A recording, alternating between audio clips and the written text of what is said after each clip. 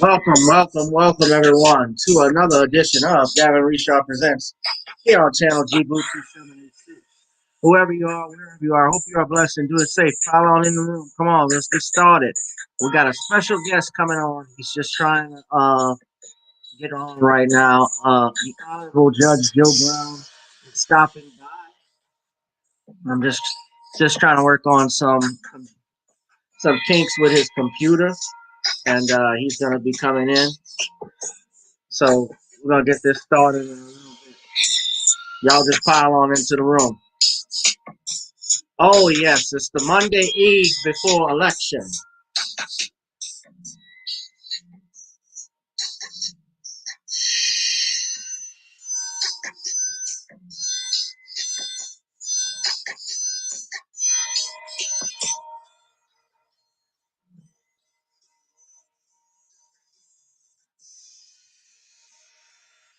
Y'all feel free to drop in something to the Cash App at the bottom. Gavin Richard Esquire or Google Pay Gavin.grich1 at gmail.com. Gmail.com. So we're gonna be talking about the election. We're gonna be talking about Biden, Trump, and a host of other issues. I want to first off give a special shout out and thanks to Nicole from Nicole's View for actually having me on yesterday. We had a very productive interview, and I was gracious that she was able to she asked for me to come on, and she's also gonna come on this platform in the future again. She's been on before, so it's been a pleasure to have her on. And you guys keep checking out her stuff, Nicole's View.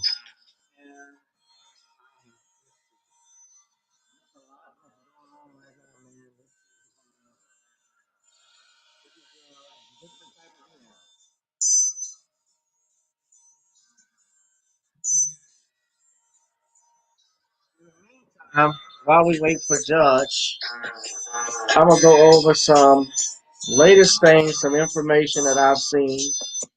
And turn it off. I get people complaining about my music being too loud, which I think is funny. But I want to show you guys this for a second, if I can. I'm trying to pull it up, but uh, Oprah Winfrey is in the news again. Nicole actually put this up on her Facebook page, and I'm actually clicking on this article, and it says here, so you guys can take a look at it. Oprah is, of course, has struck again, where she is vote shaming Black Mississippians.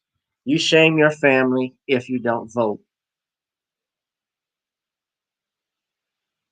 And yeah, you see Nicole tore a new one. You brought shame to the entirety of Black society. Your your hideous, greedy, malicious agenda to try and destroy a dead Black man last year. You're the last person we want to hear from. And Mississippi is always going to vote red no matter what you say. Sit down somewhere with your overinflated, self-righteous con game. She needs to sit her big small ass down. Me personally, I've never had any respect really for Oprah, in spite of what she may have accomplished in her career. Yeah, she's a million billionaire, and I'm gonna ask Judge about it because Judge actually knows more about Oprah Winfrey than a lot of people. But let me just show you guys the article that we can. You guys like and share this video too. Y'all like and share this. We're gonna try and see where the judge is in a little bit. But she released a video. I'm assuming the video, I don't see it on here. But probably she posted it on Facebook or on her Instagram page and said basically, hello everyone in Mississippi. Oprah Winfrey told a crowd of honky horns during a drive-in rally for Senate candidate Mike Espy Sunday evening.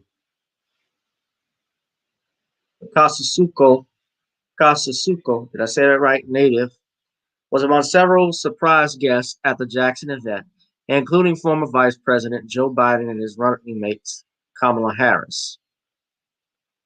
and Senator Kamala Harris. In-person speakers included Mayor Chokwe Lumumba, Representative Beanie Thompson, and Mike Espy himself.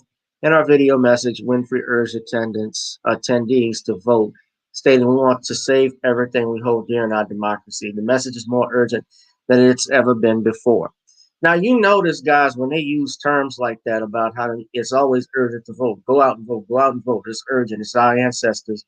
Notice that they always use the same uh, language every election year. Every election year, it's the same thing. You better go out and vote. You got to do this. You better vote that. You got to vote Trump. You got to go there. We got to get him out of office. And my issue with that respect is that every year they say the same thing over and over again with no results. You know, when I was the first election I voted in was in 2004. I was actually in college at that time, and freshman in college. And John Kerry was running against George W. Bush. Now, me personally, in terms of who the worst president is in history, it's got to be George W. Bush because of what he did with the situation he did with Hurricane Katrina and Rita here in Louisiana, how he cut funding for the levees, the issues, even the stuff that he did with the Iraqi war and 9/11. That alone should have disqualified, that should have put him at the top of the list for anybody. But of course, time goes on, people forget things. A lot of people fail to research history. Most people don't even know about Andrew Johnson's and his record. When we talk about Trump being, they mention about Trump being a white supremacist in the White House. Well, you know that there have been about 43 presidents before Donald Trump, and most, if not all, have been white supremacists and racists. But I'm gonna answer this question. I see K Jr. What's up, man? Says, "What's your views on Maxine Waters at Joe Madison interview? She called out black men voting for Trump, saying they will go down in history as having done the most despicable things to their families." My thoughts is that I really don't care what Maxine Waters has to say. Maxine Waters, from my understanding, she's been, uh, even though, yeah, she's a Southern grad, but that doesn't even matter to me anymore because that's all symbolism. Maxine Waters is her district is one of the poorest uh, sections, poorest districts in the country. Uh, I've heard from people who live out there. Shout out to the brother Marvelous Melvin and his queen Deanne Wright, excuse me. And he's told me nothing but negative things about her. That area where she's at, they got nothing but blight property where her offices are, except probably her office being the blighted area. She's been unable to, I guess, I understand she's been maybe busy, but you know what? My understanding from people, she's not reachable from what he describes. And for her to make a comment like that just shows you why many people are leaving the Democratic Party, in particular black people. Black men have had enough of being elected. They have had enough of being chastised because of who they vote for and why they vote. That's nobody's business. Who, first and foremost, when you used to vote, voting was a private affair. When you voted, that was something you didn't have to share with everyone. No one had to know who I was voting for. That was none of their business. Nowadays, because everybody wants to um, attention, people want others to know what they're doing. They do things out of popularity. You see people with the "I voted" stickers, and I've been guilty of it because I've done it too in the past. But a lot of people, they care about attention. They care about things like that. And I see that here with this election. And honestly, I think that while I don't know what the polls are like in California right now, but a lot of people are frustrated with the Democrats and Maxine Waters in particular. And I would not be surprised if they have a low voter turnout there, uh, for that race for Congress. or for congressmen out in LA. So my understand, I think Melvin told me he couldn't vote for Maxine because of all of that stuff. So that's my thoughts on her, and it relates back to Oprah.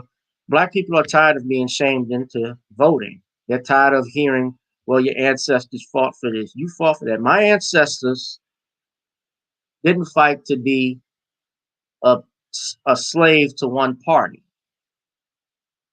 They fought for freedom, and freedom means the ability to, as long as it's not illegal, to do whatever you want. As long as it's not against God and it's not against, man in particular, you're free to do whatever you want. And black people have never really truly had that in this country for years. And that's what they fought for. And the right to vote, while is a part of that, it is not the only part of that as well. As I say, it's a part. There's other things that they fought for. They fought for economic prosperity, the right to own land and property. Those are things that they fought for. And I find it very convenient that when it comes to these elections, when they bring up our ancestors and how it's a moral obligation to vote, they bring up our ancestors to go vote for them, but they don't bring up our ancestors when we talk about, well, what are you going to do to compensate them for the pain and suffering that we've had? They like to bring it up when it's convenient.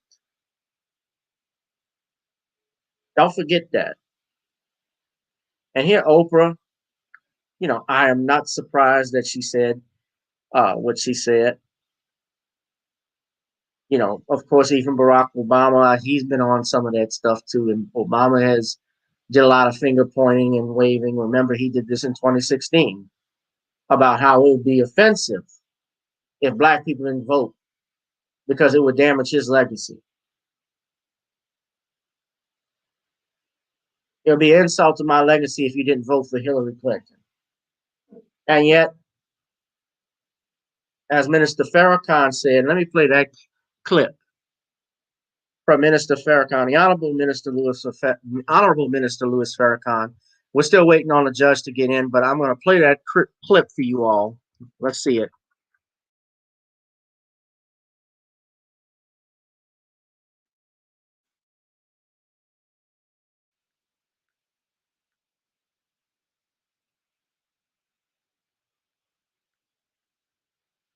Y'all excuse me.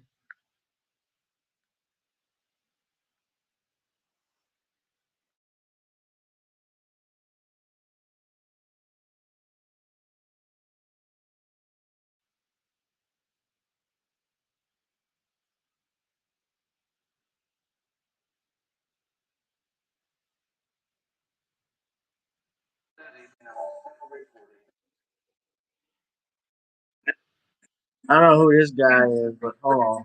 Really gonna share this video. Now, I don't know who this guy is, but yeah, that's on Oprah. I'm gonna ask the judge about Oprah.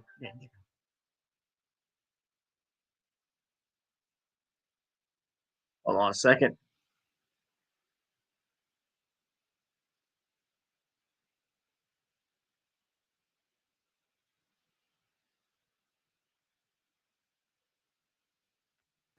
And before tonight I don't know who would have that bet is. money that I never would have. However, then came this. So you Democrats, you've been in that party a long time. Answer me, what did you get? You got a president. He's worried about his legacy. Well, you want Hillary to get in to protect your legacy because Trump said the minute he get in, he's going to reverse the Affordable Care Act because that's your signature achievement. To show you how hateful the enemy is, he hates that you achieved what you did achieve. So he said, I'm going to tear it up when I get in. So he don't want his legacy destroyed. Mr. President, Let the man do if he get in what he want. Because he's not destroying your legacy. If your legacy is bound up in an Affordable Care Act that only affects a few million people, and they're trying to make it really difficult for those of us who signed up, that's not your legacy. But I just want to tell you, Mr. President, you from Chicago and so am I. I go out in the street with the people. I visited the worst neighborhoods. I talked to the gangs. And while I was out there talking to them, they said, you know, Farrakhan, the president ain't never come. Could you get him to come and look after us? There's your legacy, Mr. President. It's in the street with your suffering people, Mr. President. And if you can't go and see about them, then don't worry about your legacy. Because the white people that you've served so well, they'll preserve your legacy. The hell they will. But you didn't earn your legacy with us. We put you there. You fought for the rights of gay people. You fought for the rights of this people and that people. You fight for Israel. Your people are suffering and dying in the streets. That's where your legacy is. Now you failed to do what should have been done, but it's never too late. You, like Jimmy Carter, can be a better president after you leave the restrictions of your White House and come on back to the hood and start organizing like you did. And with your influence all over the world, let's make a new and better people. And from us, if it's Allah's will, we can make a new and better America. Thank you for listening, and may Allah bless you as I greet you in peace. Assalamu alaikum. Now, I don't agree with all of that, but I was absolutely stunned when another black man would openly criticize Obama, much less a black who happens to be the leader of the Nation of Islam. I'm still reporting from Washington. Good day.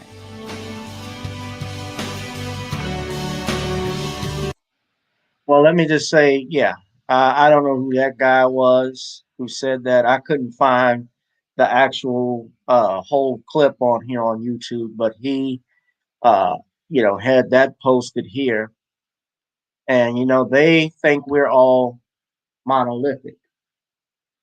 A lot of people think that black people are monolithic. That's why he said he was surprised that Minister Farrakhan said that about Barack Obama. But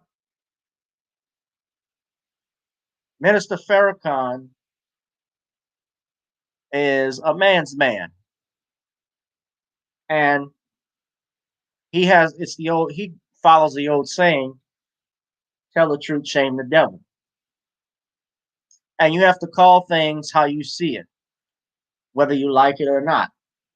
And what I have seen, especially from the Democrats in the last 4 years, since Trump has been elected, and subsequently, and I think this is my honest opinion, I think he's going to get reelected.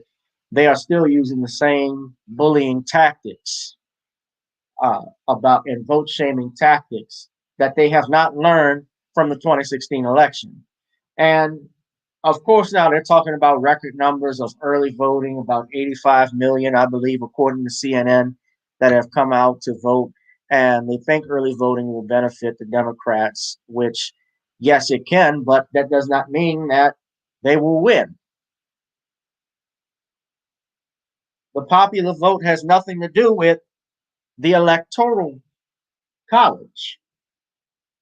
It is the Electoral College that has always decided the presidency and that was adapted mainly to prevent situations where, say for instance, the largest state now in the United States is California, and when people said that Hillary Clinton, well, she beat Donald Trump by 3 million votes, well, yes, because she had California.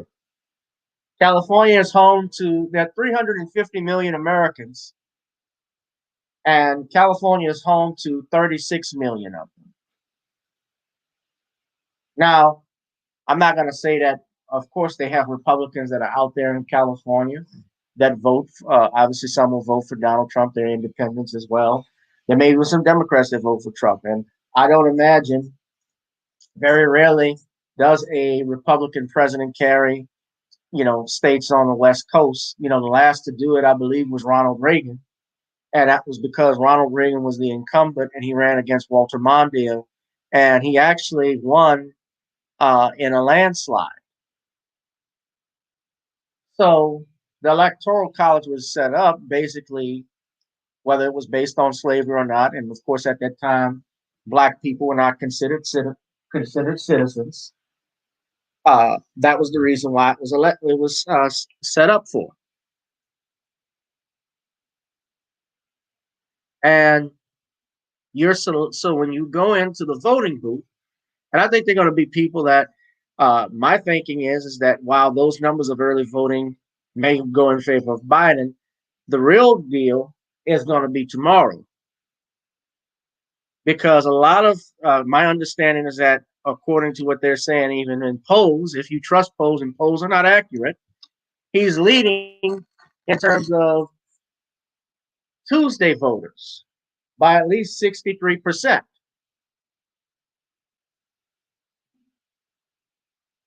So I just want people to beware, especially if this happens again, where Trump wins, that I don't want, especially our Black people, we get caught up so much in this thing because we get caught up in our emotions with something like this, with politics. It's not something to be emotional about. It's just like when you watch wrestling. The script is there. Same thing with movies and stuff. There's a script that's already there for these people that they follow. It's not something you should be, not going to say not concerned about, but it's not something that should be our primary focus. And our focus should be building economic independence and wealth. And that is not built through casting between Satan or the devil. That's built based off sacrifice. That's built based off hard work. It's about coming together. Stop looking for handouts in terms of, and by that I mean, let me clarify, because I'm not talking about welfare or anything like that. But I'm talking about people that want a hookup sometimes, especially if you go to a Black business. Let's say you go to an attorney's office, a Black attorney, and you ask questions. You got a criminal charge, and we have people. I'm taking this from real life, and you give them a price. If you have let's say, an armed robbery charge, and I tell you, well, something like that will cost around $7,500 to run, because number one, the armed robbery aspect, that's a serious offense here in Louisiana, especially if it's a firearm. You can face between 15 and 99 years.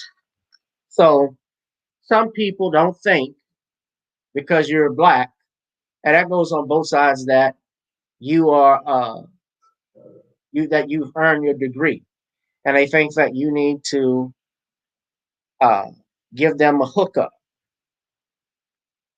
And I've had that happen in my practice. I have fellow attorneys that it has happened to, and it's not something that I do. Stop looking for a hookup. You complain about Blacks on TV, not lack of Black people on television. Well, here's a suggestion: pull your money together. Look into how much it costs to build a network. Pull it with get some investors, and buy a network. Create your own. It can be start off small. You can start a streaming service. Those are some things we can do. I'm still waiting on the judge, guys. He's just texted me. He's trying to get his computer to work. But I want to know if anybody has any comments right now. We are waiting for the Honorable Judge Joe Brown. Anybody have any questions? I want to know too, since we got you in the chat. I We have here in New Orleans, we got a lot of things that are up for um, that are offices that are open. We have people that are running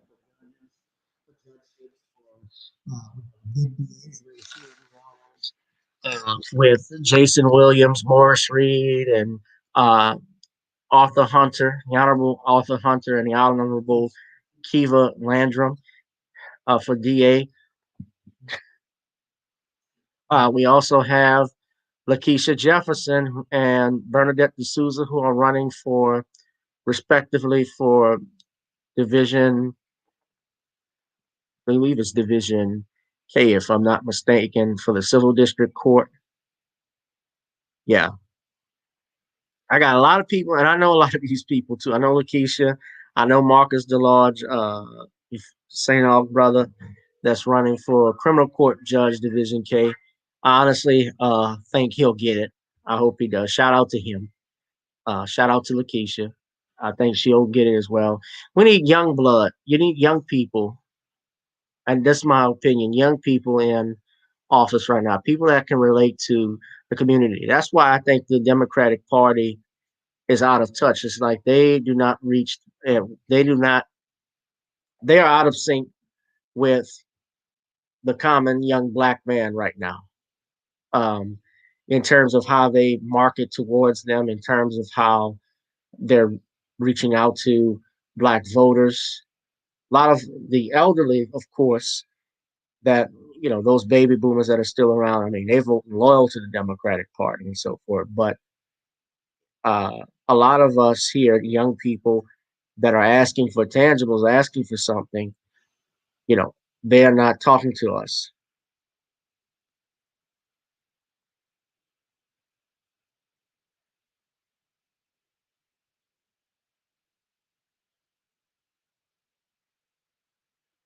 Okay, so we are having some issues now with the judge. He's trying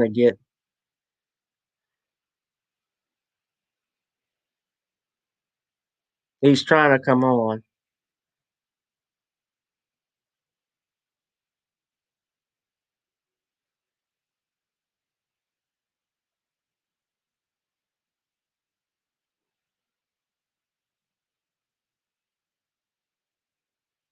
Let me see. I think we're gonna have to do this differently, guys. We'll probably have him come on the phone.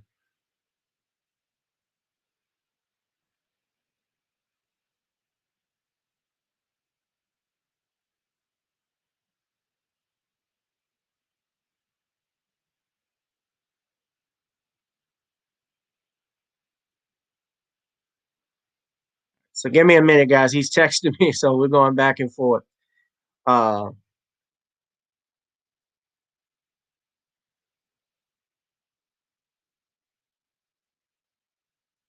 just hold on. Oh,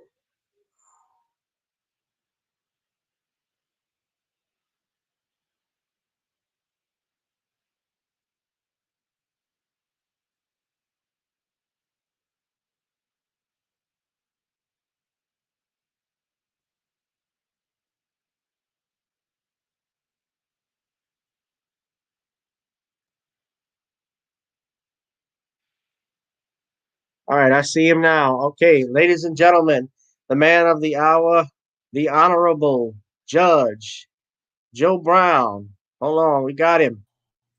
What's up, Judge? Well, I'm on. Okay. All right, how you doing? Oh man, it just got uh locked by Twitter. I didn't even say anything. I just said, check this out, basically, or actually I said race ipsa loquitur, the thing speaks for itself, and cited a link to a news article on the Biden stuff that's going worldwide. They offered to unlock it if I would simply take it down. I didn't think I would, so I just said I'd appeal and let's see what happens. need to set up some lawsuits and sue them. Yeah, They I've have gotten out of hand and they are censoring. This wasn't even any commentary about any one person. Just it speaks for itself. yeah, most definitely. Before we What it's begin, about, what it's about is it's not the salacious stuff about the sex. It's this. What happens is all through Europe, they've been having encryption experts and such like check this out, and they say this is not a fabrication, this is real. So the point is how this crackhead manages to get White House tapes on his laptop.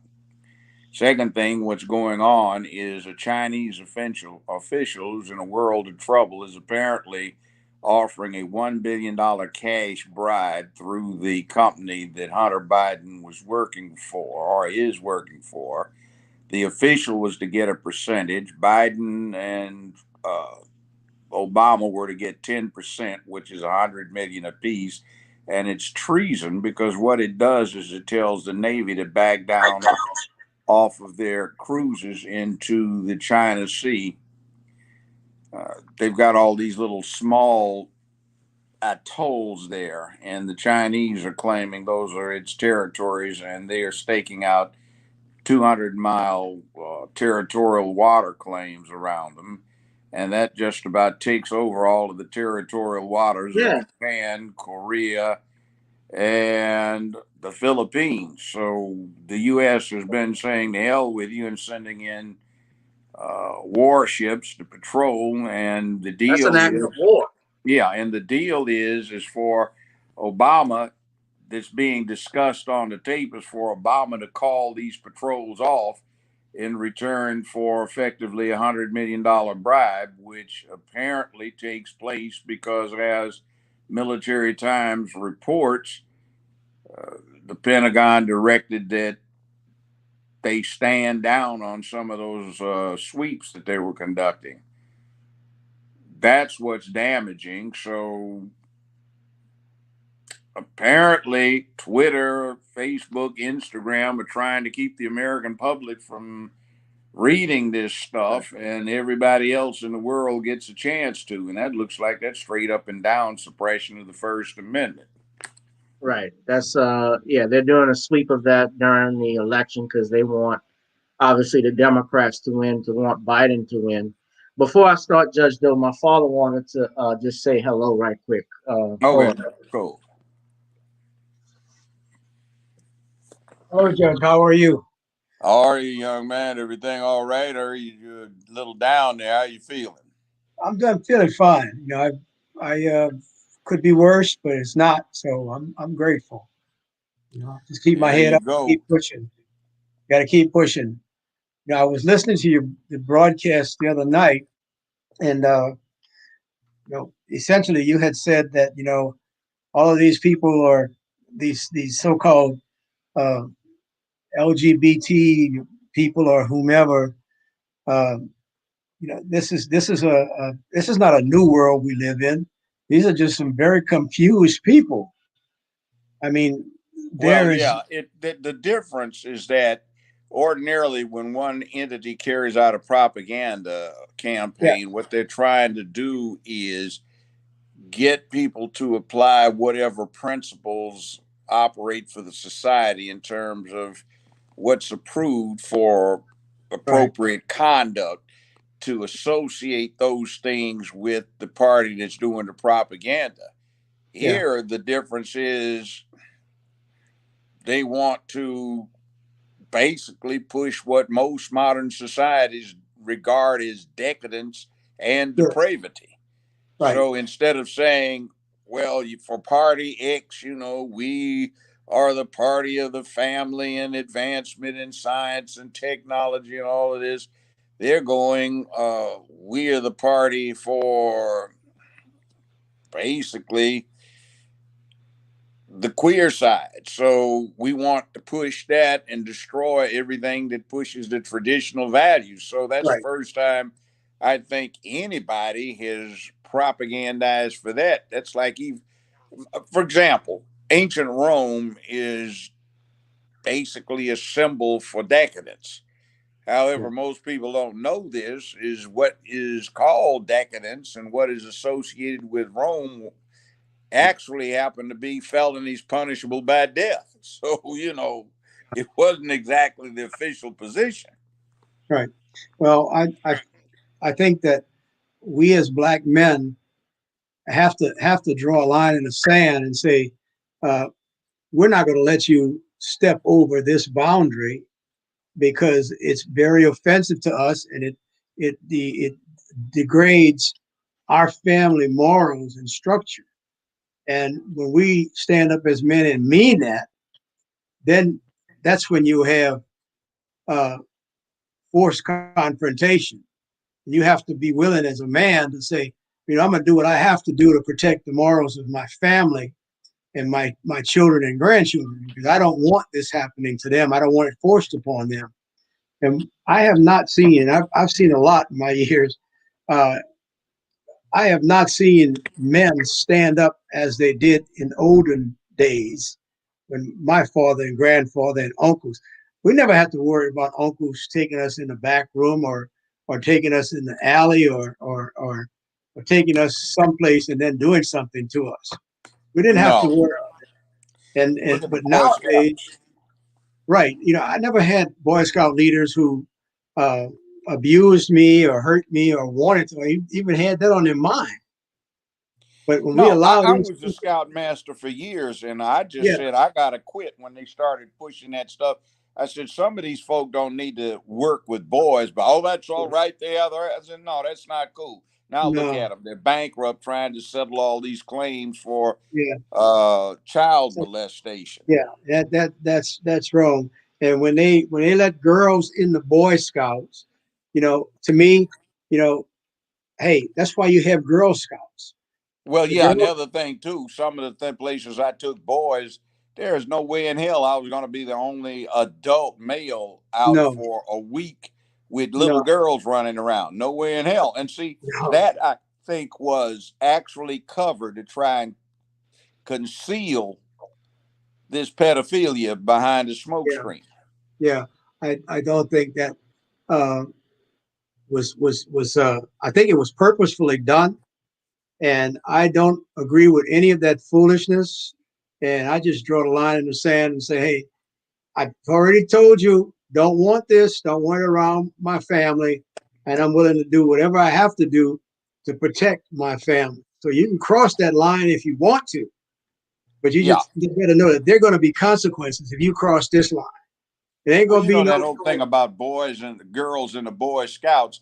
That's just part of that whole thing where for 50 years we've had take your daughter to work week, but never take your son. Right. I understand. Well, I'm going to let you go, Judge. Before you get off Hey the man, line, it's good talking to you.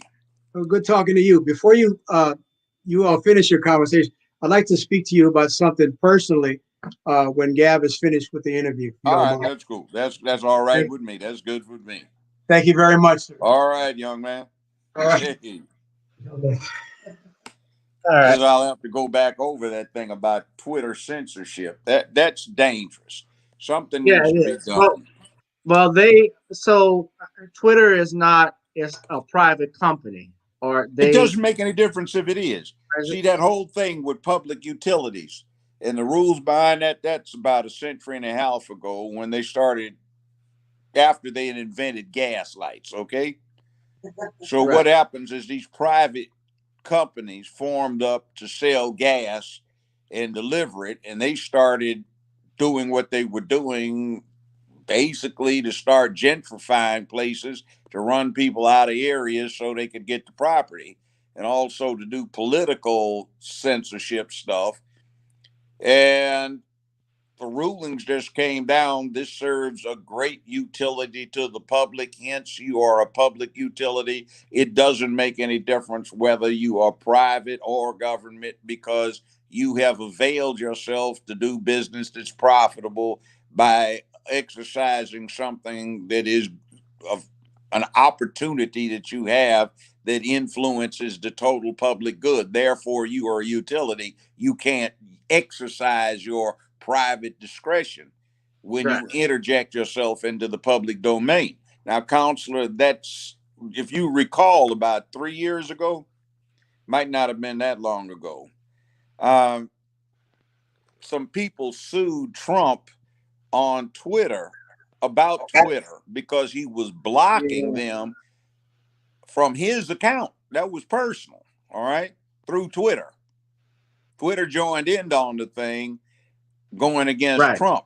And what the ruling from the federal courts were, that I think the Trump administration intelligently did not appeal all the way up, were reading, this is a public forum and the public is engaged on debate on the public forum. And you cannot interject yourself into this and say, I'm blocking. You have to let them go for it. Now, if the subscriber can get held to that, then certainly the company that carries the subscription and the service can be held to that. That's like freedom of the press. The press isn't government owned, the press is private. But one company can't interfere with the other and suppress. That becomes, guess what? That becomes a monopoly. So when you exercise effectively a monopoly and you start saying, no, we're not going to allow this, then you put yourself right in the midst, and it doesn't make any difference whether you have stockholders or not. Well, the Senate is issuing subpoenas for the committees that are concerned with the issue, and I hope they bust them. Hope they bust them good. But by the way, did you get caught up in that thing last week where they suspended all of these black men, the accounts of all these black men claiming that they had to be bots if they were pro-Trump, and they wanted to check you out and it would take that long to do so to make sure you were not a bot?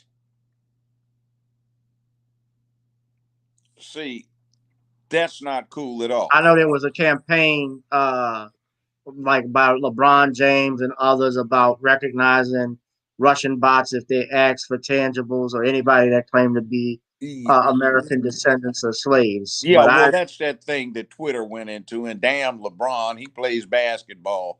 He's not that way in the political arena, social arena, anything else. So he should shut up and dribble? Yeah. I mean, show some expertise. Go write something or go take the courses. Well, no, he hadn't gone to college, so I guess that doesn't count. Right. What about the stuff he does for his schools and so forth? What? That doesn't mean you know anything. Yeah. And again, it's not that I won't talk to somebody that doesn't have a college education, but if you don't have the gumption to get a college education, especially when you don't have a financial problem, it's like, go get one, then talk to me, because there's too great a gulf in understanding here. And I hate to sound elitist, but 50 years ago in my era, and that was a little before your fathers, if you wanted to be a hip black man, then you had to go to college. You didn't go to college, you were like, what's wrong with you? Something wrong with you. Yeah. See, people had veterans bills then where on a GI Bill, you could get a whole lot of college paid for. And to be candid, most public colleges and universities in the country run by states did not have tuition. They had nominal incidental fees like $100 a year, $250 a year. See, but anyway, it's a new day. We've had 50 years of glorification of dysfunction, the thug, the hoe, the pimp, the drug dealer, the burglar, the thief, and some damn fool without a daddy around who wanted to turn gang mess and start gangsterizing the neighborhood. That is not cool. Right.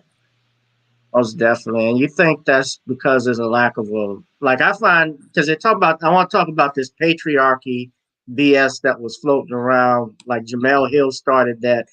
Like, oh, look. So we got to start ignoring these little floozies who run around got a problem with their identity as women. See, the problem is they lack confidence. Yeah. I think she They doesn't are have a insecure. relationship with her father, Judge. I don't think. Well, And I that's her problem. That's not yeah, everybody else's. If a daddy was a pervert, that's a problem for her. But, I'm sorry. The world does not run on abnormality. See, it's one thing to accommodate somebody that's handicapped. That's something that either happened by disaster, negligence, by uh, nature. accident, or misfortune. Okay, accommodate them. But everybody else doesn't have to cut off an arm just to accommodate somebody who lost one. Right. That's the wrong way to do it.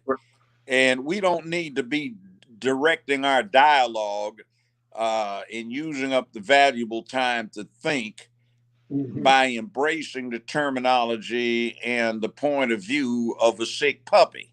See, women naturally deal with men naturally deal with women. And because you've got some sickos who are queered out or otherwise have mental health issues and they can't deal with it, well, that's not the norm. The norm is like abnormal. But you see Yeah. this trend where they're trying to say the abnormal is normal. Like 58 genders. Like, what the hell do you mean? This, that, and the other. You got to use Z and all this crap. Well, throughout history, in the mainstream societies, you have him, her, and it. you know, he, she, it. So it's either a he with a dick, a she with a pussy, or it's an it. If it's something in between or something otherwise, he, she, it. And that's just Pennywise. the way it goes. And if you don't want to fit in with that, you have all of these, going on 7.5 billion people on the planet Earth, then you go find some way to take your little handful of people and go find yourself a little island where you can go exist off over there. See, if the norm for human beings is reproductive success and a family secured by patriarchy and having the woman come in there to deal with the family while the males deal with what's going on outside. If you want to try and set up a matriarchy, which has been tried historically several times, but it's a failure. You see, nowhere around do you find it. And the other thing they don't want to deal with that defeats the whole argument against patriarchy is the only way you can get rid of a patriarchy is by the collusion of some males. See, they don't get that. They could not enforce the United States to give them the vote, but the men decided to give them the vote. You see, men set the rules up in terms of what is appropriate to treat as to how to treat women, and then we enforce it. No, man, that's not a manly thing. Women and children in the lifeboat first. Open the doors for the lady. And now you got some sick abnormals that don't want men to open the doors for ladies. So when it comes down to, if you don't want my deference, well, you go over there. But what are you going to do to make me stop it? Kick my ass? Ain't going to happen. You can watch all these goddamn cartoons all day long about Superwoman, but there ain't no Superwoman. Wonder Woman was a freak lesbian, but I mean, there's no real Wonder Women around here. So you want to kick my ass? That's like, I don't hit women, but I will put your butt over there so you're safely restrained from trying to commit some assault on somebody. Yeah, the guy who created, since you brought that up, William Moulton Marston was Oh, the he one. invented the polygraph. He was a sick Right, puppet. He and his right, wife had a mistress that he based Wonder Woman on for years. She used right. to tie him up with an apple in their mouth naked and oil them down and beat them with, a horse whip and riding crops and all that A stuff. golden They like lasso. they were into that S&M nonsense. Again, abnormality.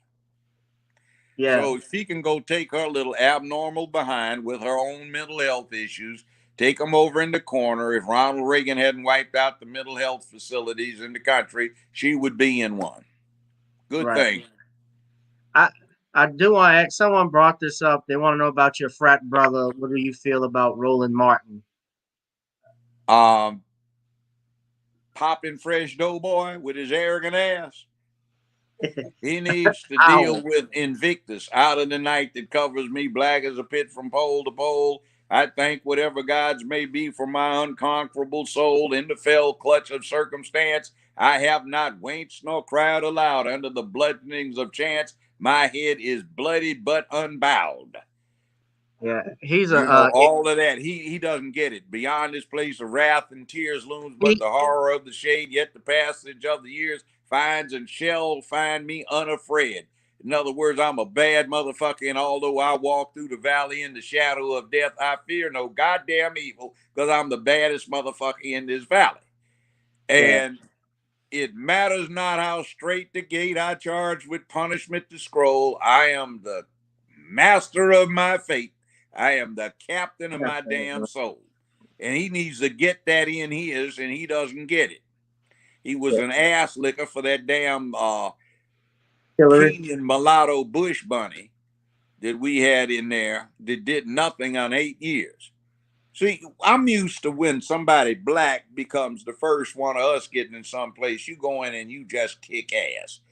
I can remember Right, us. that's what Maynard Jackson did. Yeah, but let's get back to the Or- archetypical one. Somebody that did something was universally white, Major League Baseball. You got Jackie Robinson, who had a went through senior ROTC at UCLA. He was an All-American track star and not baseball player, All-American football player. Right. He was a scholar, made the dean's list damn near every semester he was at UCLA, went into the Army. He, by the way, refused to move to the back of the bus. And unlike Rosa Parks, this was in Texas, not Alabama, which used to be much worse than Alabama. And the testimony at his court martial was he pulled his 45 jacked around to the chamber and said, "Excuse me, some MF is going to die tonight besides me." Well, he won the court martial, revoked his waiver of a bad ankle he'd gotten playing football, and went on and played baseball. But now, I'm listening with my father and all of his friends. They've got 4 cars, and they're alternating, starting them up to charge the battery. And in those days, a battery would run down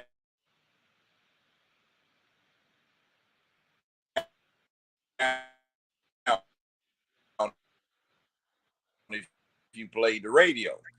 And Jet Magazine, Ebony, and everything, because they had the first black in the major leagues, Jackie Robinson. Okay. It was Okay. the bottom of the 9th, and the Dodgers were behind by 1 run. They were down by 2 games. No, they were down in the series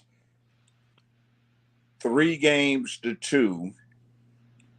They hadn't had a pennant in years, so Jackie Robinson got a base hit with 2 outs, got on first. Another batter was up. He stole second base. 2 outs, stole third base, and with 2 outs, bottom of the 9th, Dodgers behind 1 run. 2 strikes, 3 balls on the batter. Jackie Robinson stole home base. Right. You know, everybody went wild. But you see, at that point, white folk were talking in all the newspapers, maybe we need some more Negroes playing ball. You see, he took a chance, and he just flat was the baddest SOB running around, and he did it. And Right. everybody wanted some more. You got Barack Obama in there, and he's one of the sorriest ass people that sit in the White House outside of perhaps, let's see, who was, I can't think of anybody George that's W. sorry. Bush. No, W. Bush accomplished more. And he's cousins with Barack any damn way, or Barry What about Soetoro. Andrew? What about Andrew Johnson? I'm talking about in my lifetime. I've been And alive here okay, since every president, since Harry Truman. There's a Truman, Eisenhower, Kennedy. Kennedy was actually pretty pathetic, but you know, he had good PR. LBJ was the bomb. Nixon was a crook, and Jerry Ford was a drunk. I'd have to say Obama was about as ineffective as Jerry Ford. So probably did as much harm in terms of what he was supposedly doing to ruin the families and the traditional structures that most of humanity operated by So, since Judge, Saint Ron the Reagan. I gotta ask you something. Why do you are well, two questions. Why do you get flack from a lot of people who don't like the fact that you're critical of Obama, and why is Well, I he just still? say, if you think you can kick my ass, I'm listed. Now go fuck yourself. You know. And by the way, get your slave ass off that plantation with all them gay folk before I think you wanted to join in Bathhouse Barry, who apparently got a good stiff one up his butt an awful lot when he was in college because he had some freak tendencies. He's talking about my dad's here. He's talking about Barack Obama. It Right. was Nick known through college as Right. Well, Bathhouse Barry because he used to like to dally. have you heard about the guy? I remember when Obama was running back in 2008, and I couldn't talk to anybody because I was questionable about just like where he came from and how fast he sprung up. And Well, he's a crook. it was They said it. They set it up to do that way. See, his daddy was running the espionage operations for on behalf of the U.S. this government. is Lolo Sotero, his Yeah, he stepfather. was doing the espionage stuff up in China, North Korea, let's see, Cambodia, Laos, Vietnam, and other places.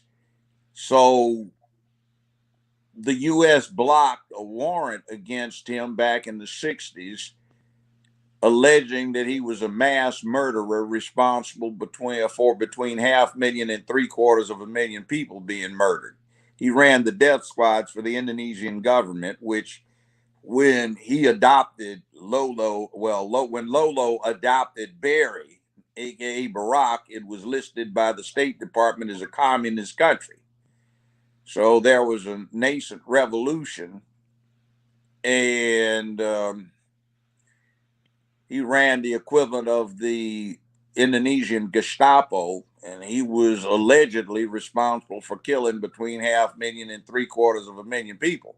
Now, to give you some perspective, when Germany and the U.S. were at war, there were about 60 to some say 70 some million Germans, but Indonesia had 140 some million people.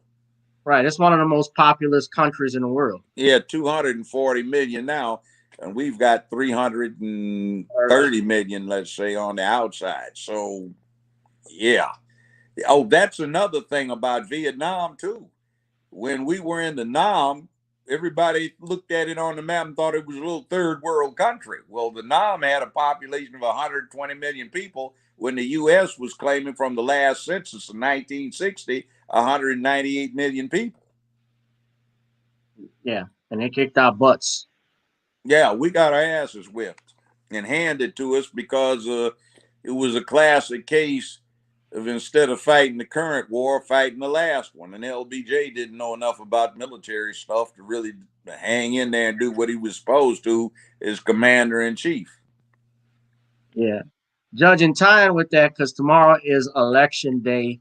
Oprah, I wanted to get your thoughts about Oprah. She said she tells Black Mississippians, "You shame your family if you don't vote." Obama, of course, earlier last week, he campaigned for Biden in Florida about voting, and I remember back in 2016, he talked about how it would be an insult to his legacy if no one voted and Trump got in. I want to do every damn thing I can do to insult that motherfucker's legacy. That handkerchief head, fake nigger who got himself in, and I hate that word, but he qualifies. He was a fake. He's got no connections with Black America.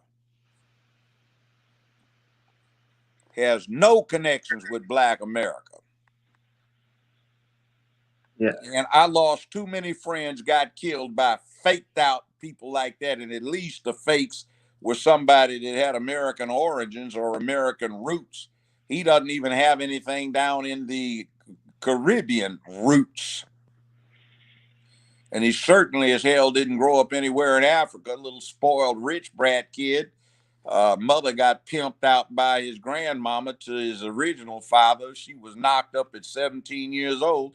She was trying to give the original daddy some white pussy so he'd be friendly to the U.S. That was under a CIA front program, gave his ass a fellowship to go to an American school to offset Jomo Kenyatta in his perceived drift with the Mau Mau toward communism. That was down in Kenya. So after a daughter got knocked up at 17, delivered him when she was 18 years and about 3 or 4 months. Before a year and a half out, she pimped her out again and given her over to Lolo Sotoro, who was doing great things for the CIA. Turns out on release of documents over the years that Granny was fronting the money off for the CIA in the Southwest Pacific. So she knew Lolo quite well for business. Where do you get that information from? Is it the dark web? No, it's not the dark web. It's out there. You just have to read. And don't read black. That won't give you shit worthy information. The way you have to do it is you have to read the military periodicals. You have to deal with the State Department releases. You have to deal with not dark web. You just have to go to a damn library and start researching this stuff. Go to a university library and they've got materials on hand for people who have been studying this academically. It's there. You just can't run around reading ketchup bottles in comic books. You won't learn anything. Right. Okay. Yeah. Because a lot of people, they and as to Oprah, what did you think of her comments? I don't pay attention to Oprah. She's supposed to be the superstar. I know that Roger King managed her money and made the fortune for her. That's what he told me to my face when we were drinking some Jack Daniels one day.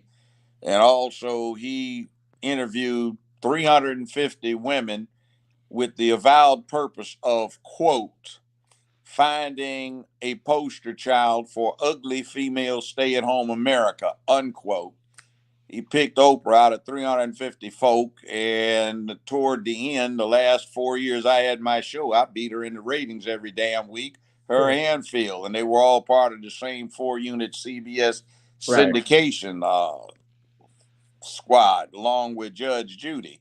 So every time I beat Judge Judy, they'd change her rating schedule so I couldn't beat her. But anyway, I had either the number 1 or number 2 syndicated television show, not just judge shows. So I was beating Oprah and had more to say. I got a higher education than her. Actually, she met me, but she wouldn't recognize me.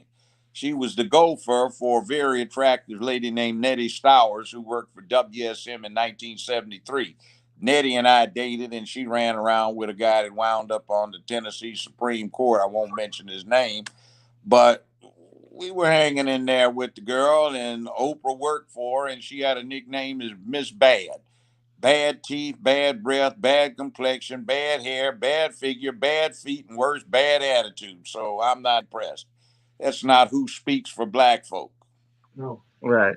I heard, I think from what I've heard that she got that role in The Color Purple because Quincy Jones put a Yeah, word Quincy in. Jones. And by the way, what she looks like in Color Purple is how she actually looks.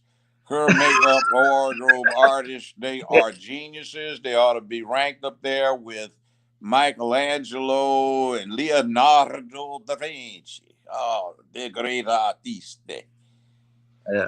They should have won an Oscar, but The Color Purple didn't win any Oscars that year. No, I mean, it was sordid. It just Yeah. displays her hatred of black Black. men in general. She's gay. She and Gail have had it on for years, and Stedman's a front because he's gay too. Right. I I had That's well, their I had business. information. That's Yeah, their business.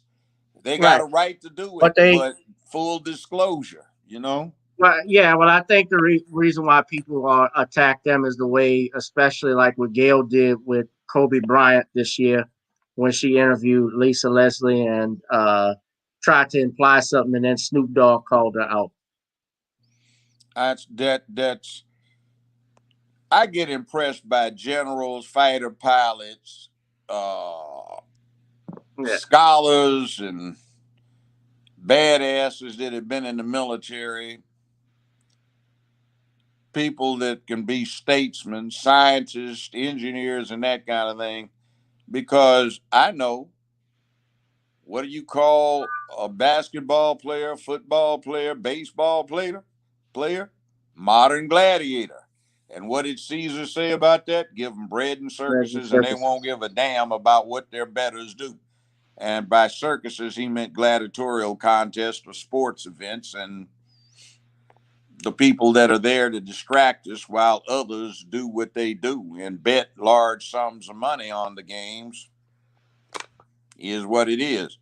I mean, it's their thing. I'm not knocking them for it, but just because you can put something, a basketball in a hoop or throw a football, that doesn't mean that you have enough sense to know what's going on politically.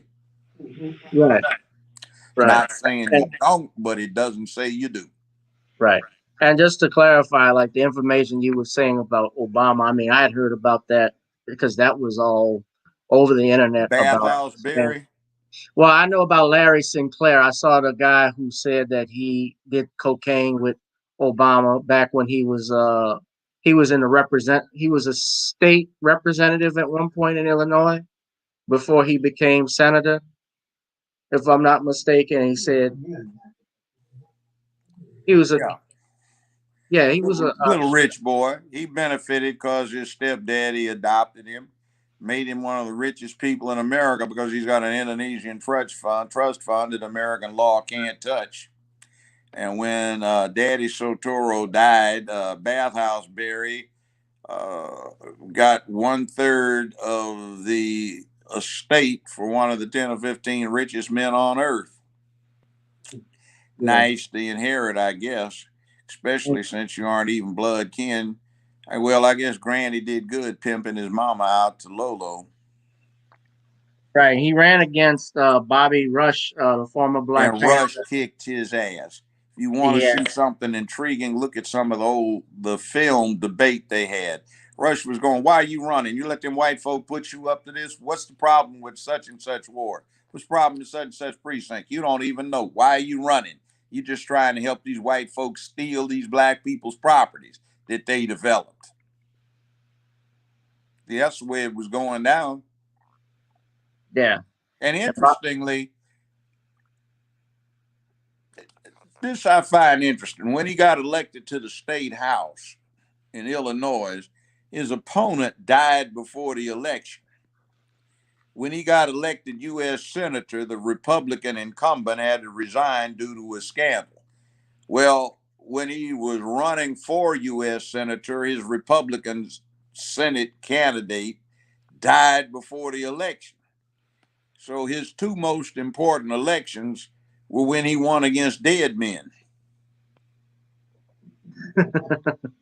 Wow, that's interesting. That's hella interesting. I actually voted for McCain because I thought McCain had a better connection to the black community. McCain's favorite daughter-in-law is a rather dark chocolate sister who one of his favorite son met in the Navy.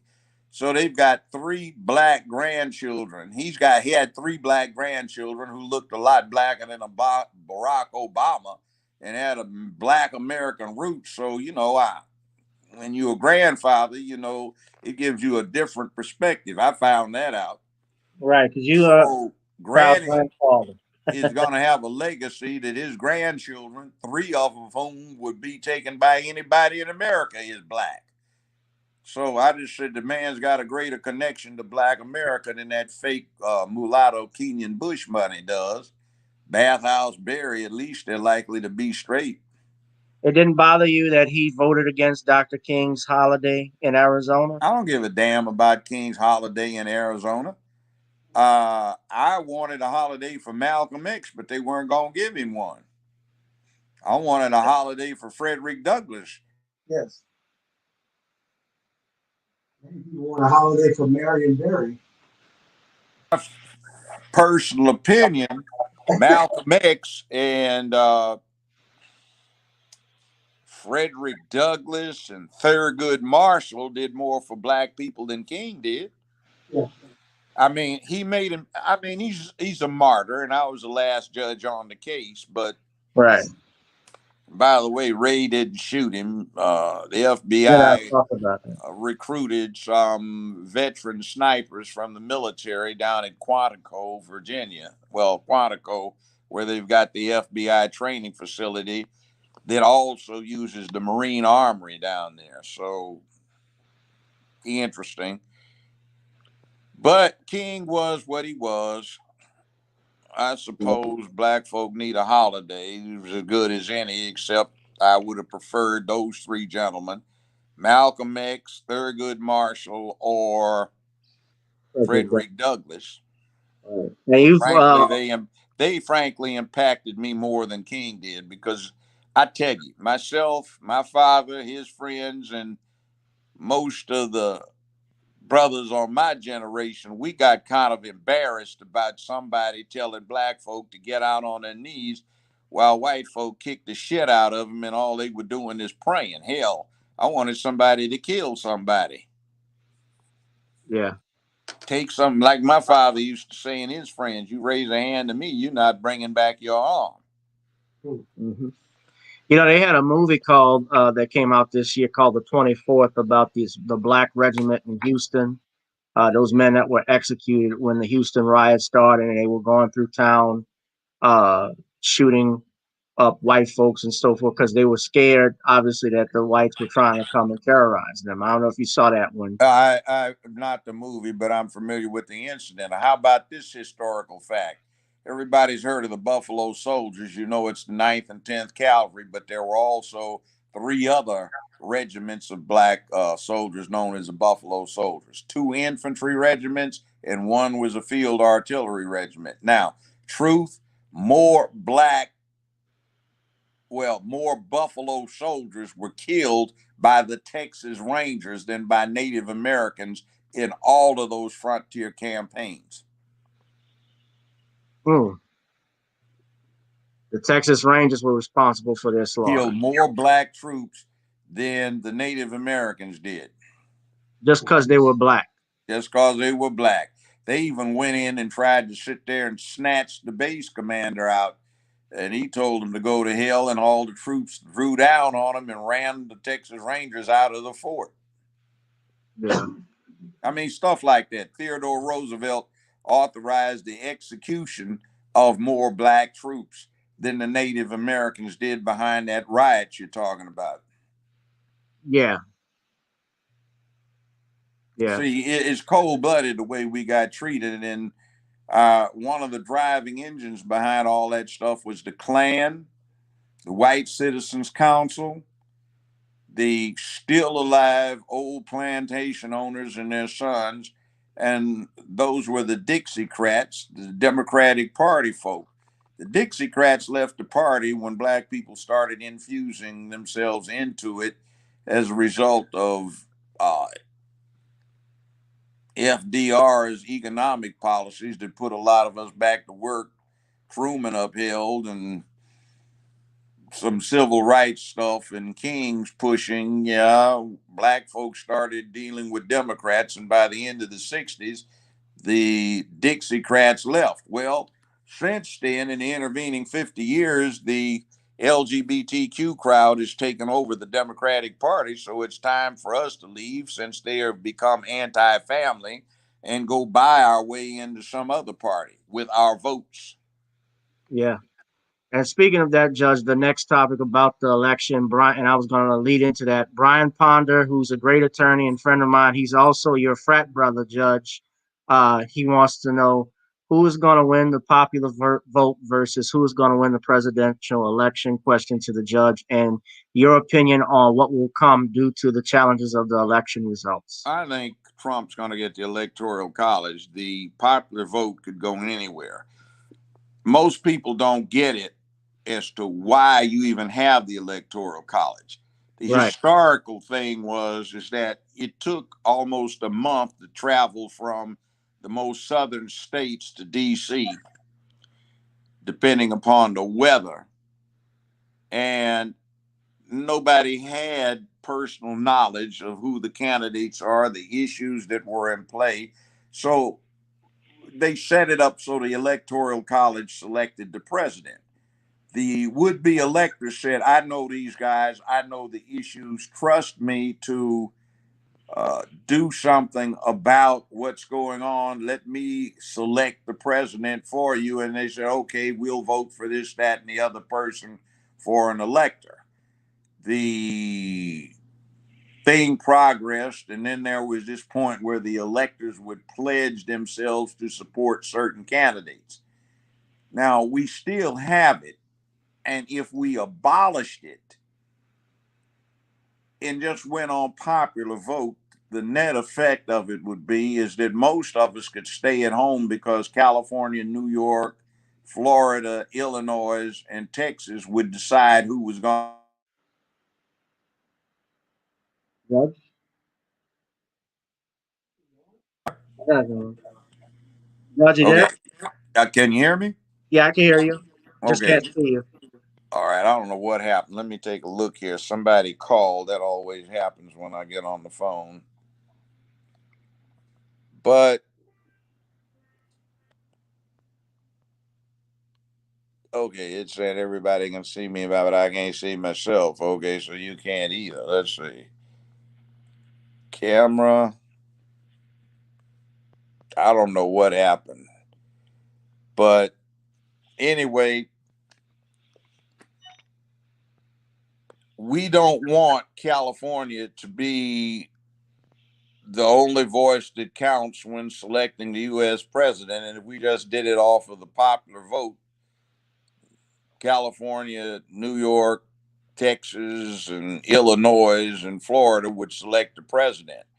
And if you Right. want that crazy mess that they've got going on out in California, where these leftists are trying to play Nazi on everybody, then gay Nazi on everybody, then more power to you. I don't swing that way, so I don't like that idea.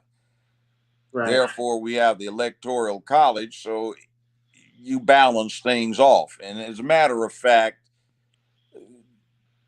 only about 50% of the people that have been president have had the popular vote. So it's nothing new.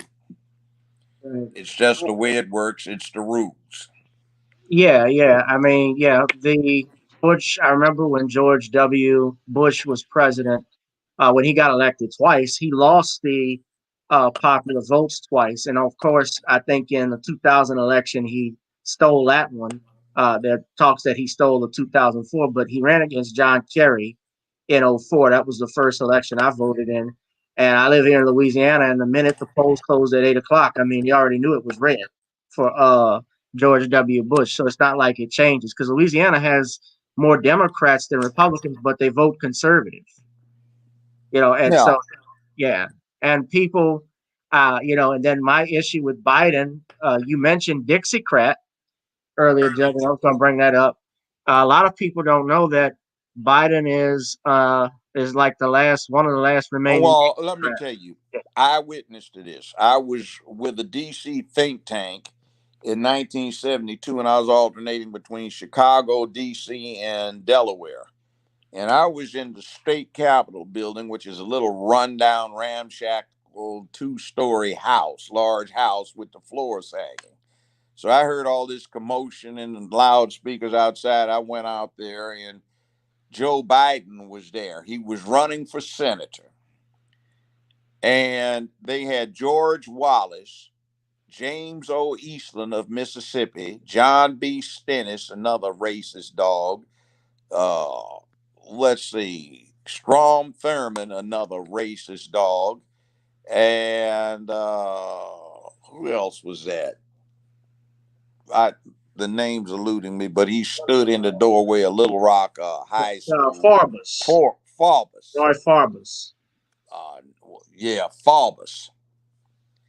And they were calling him the last Dixiecrat and the young hope. And they were talking about he understood the Negro and how the Negro should not be allowed to desegregate and how that was poison for the country and the Negro didn't want it anyway.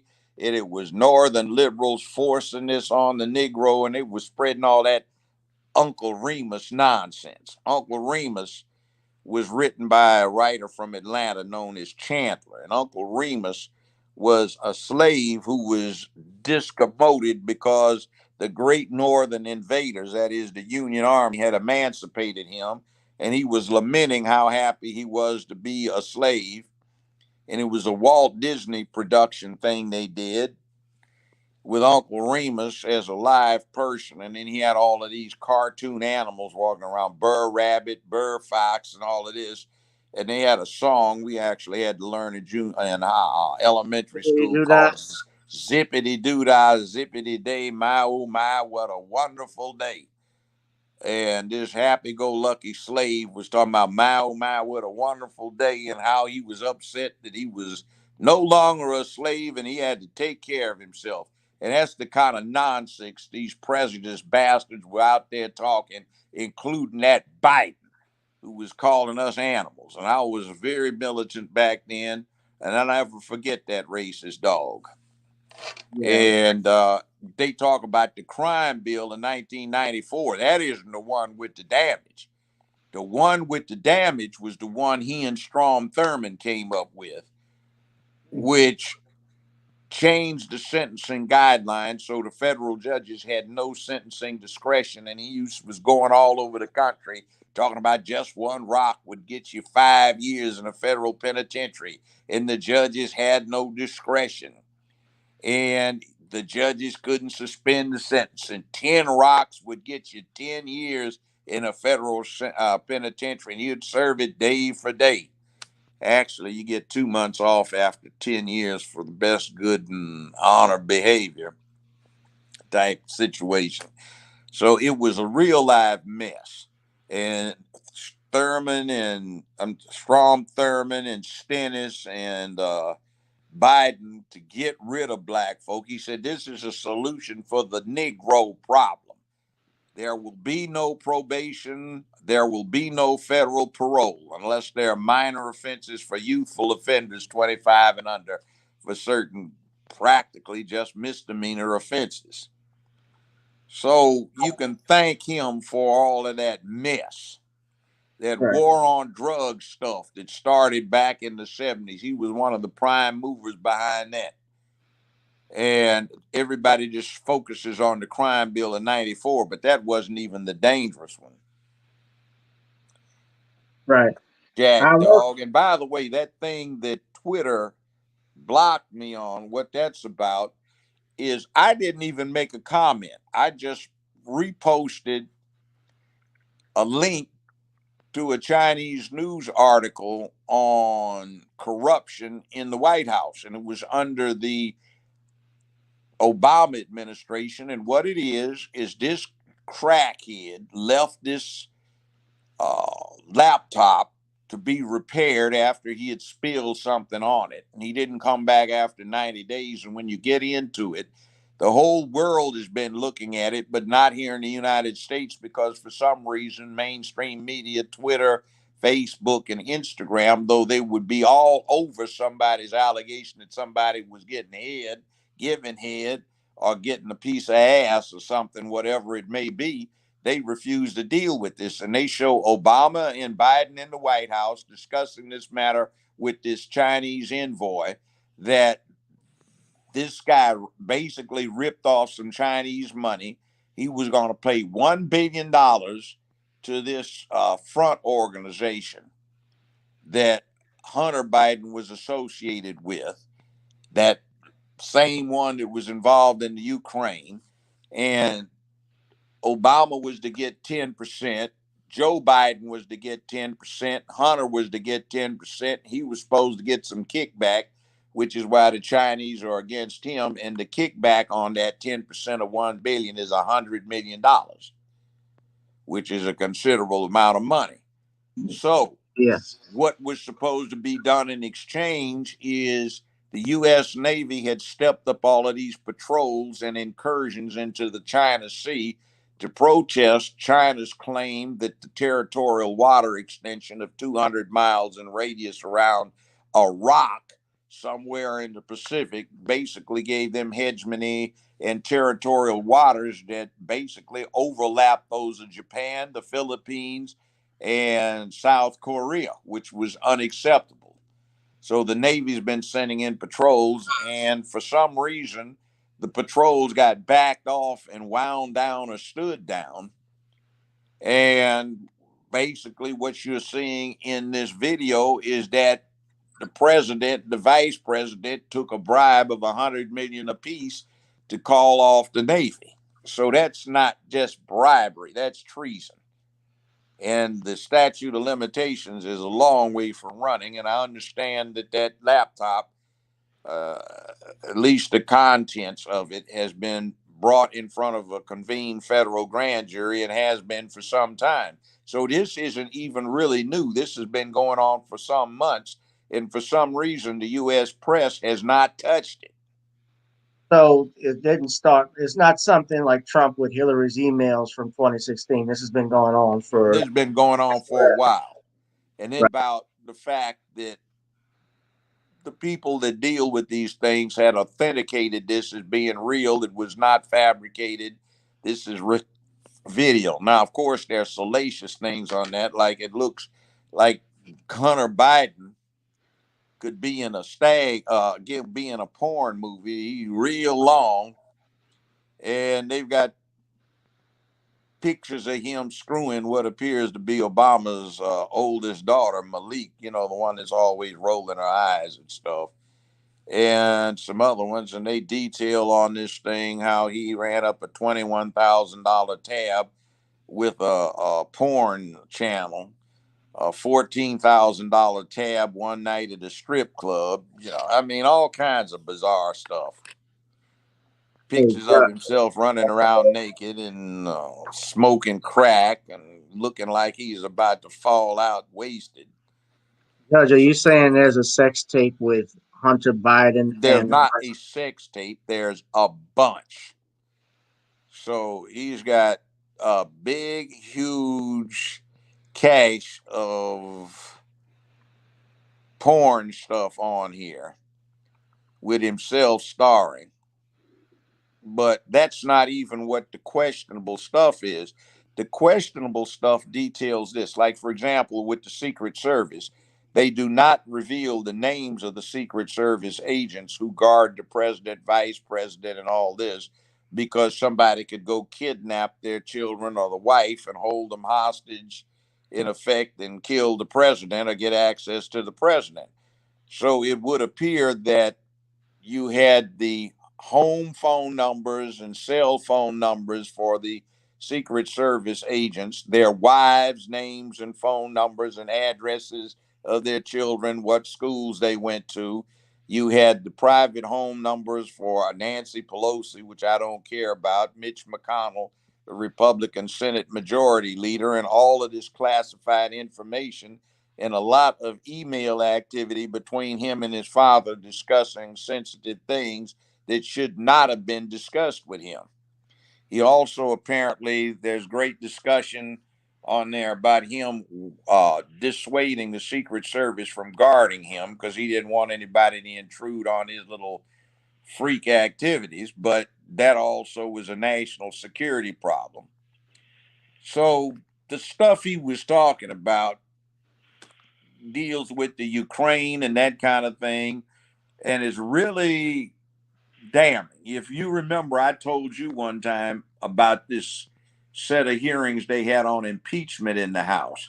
I said they need to be careful what they ask for because they just might get it, but it might be something they don't want. And I said back then, they're going to find out a lot on the Biden bunch that would result in some proceedings against Biden. So, I mean, this is some serious stuff, but I mean, this is just absolute oppression. They blocked me because I simply posted the article's link, not even the article. And I just said res ipsa loquitur, which you know means the thing speaks for itself.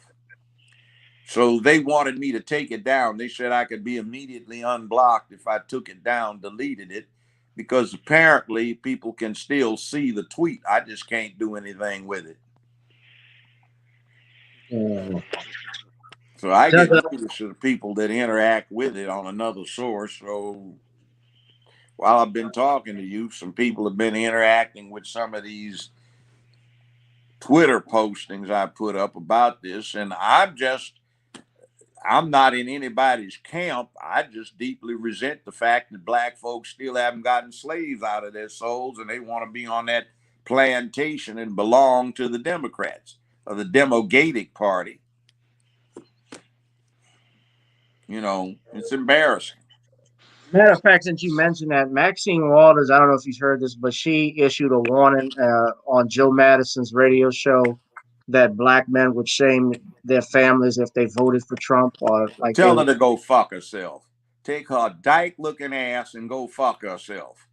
She's got a goddamn nerve. I got a lot more black credentials than that heifer does. She can go drop goddamn dead, get her ass off of the 3rd floor of that plantation house, and quit trying to lay up in bed for the masses visitors.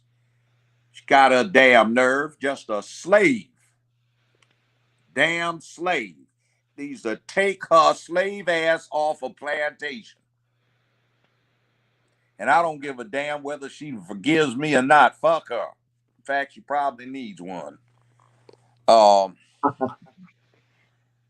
But you can, she's a slave. And see, that's one of the tricks. They try to get the slaves to shame the free men. Bottom line is free black men don't belong to anybody's damn party. They're independent, or they do what they think they ought to do. And if we want to go vote for somebody that's actually delivering something, rather than some charlatan racist, long-term racist, not just somebody labeled that by CNN et al., but a real live Dixiecrat racist who used to brag about being a damn Dixiecrat and how he was so proud of Delaware being a slave state and disappointed it didn't go with the South in the Civil War. Well, the hell with her. I know some black. I have a friend of mine that lives up in California, in Los Angeles. He told me that district that she's in, there's nothing but blighted property around everywhere except like her I office. know it. I grew up not far from there. It's a hellhole. Not one goddamn shred of development. Not one damn improvement.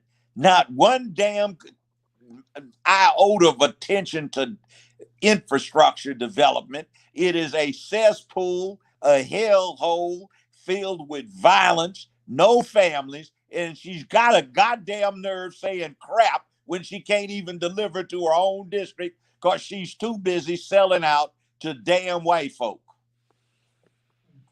Yeah. Isn't she close friends with Gloria Allred?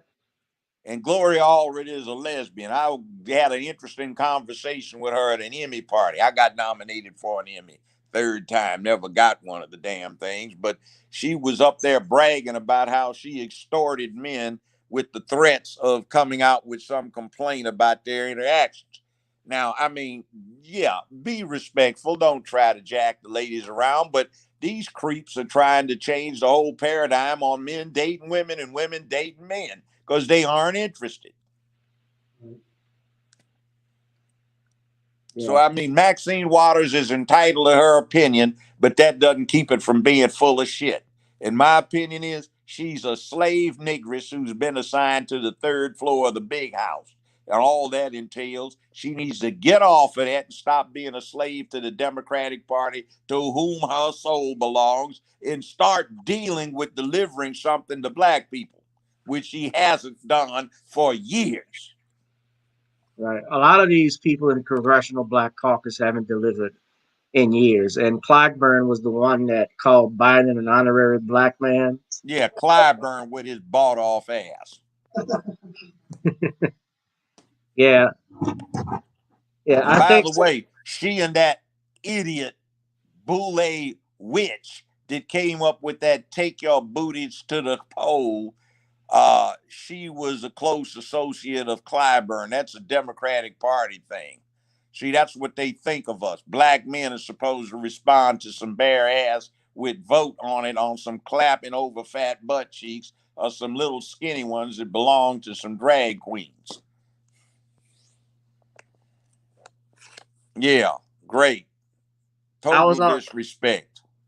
I was on the call with you on that one, on your show with Valerie. That's right. We had on there.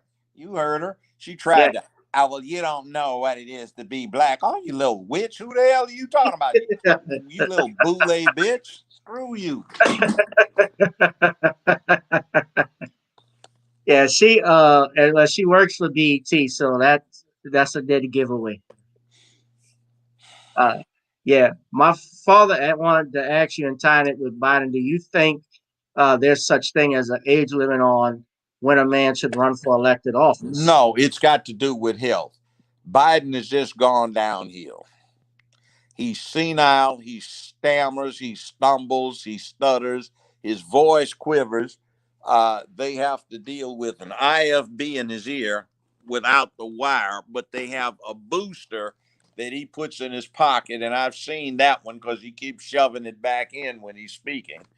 Yeah, And that means they can send encrypted signals to him that nobody can pick up in that booster box, decrypts them and sends them up to the earpiece, which doesn't have a wire on it, so he can regurgitate what he's been told to say. yeah. Like There's Ronald Reagan, that was the problem. You got somebody writing the script, so who's actually the president? Yeah, well, I thought George Bush Senior was vice president under Reagan, right? So I had heard like he was really running things. Well, I'll say this. I talked to the White House Chief of Staff, Ed Rollins. We occasionally drink some whiskey in the Little Nell in Aspen. And he said he was White House Chief of Staff. He'd never met the President of the United States, even though he was the Chief of Staff. He said he had met the individual known as Ronald Reagan, but he was so brain dead, begging for jelly beans all the time that somebody else was writing script and running the White House. Yeah. He never met him. Right. And it's hard to when we're talking about the presidency, I think Trump was going to win just because it's hard to beat an incumbent like that. And I think George Bush, when he lost to Clinton, he was there for 12 years technically in the White House, and people got frustrated and wanted a change. If I recall, one of the reasons he lost is everybody was broke, and he wasn't an actor like Ronald Reagan, who could read scripts that people got for him and convincingly play the part of president. And people got tired of being broke. Yeah.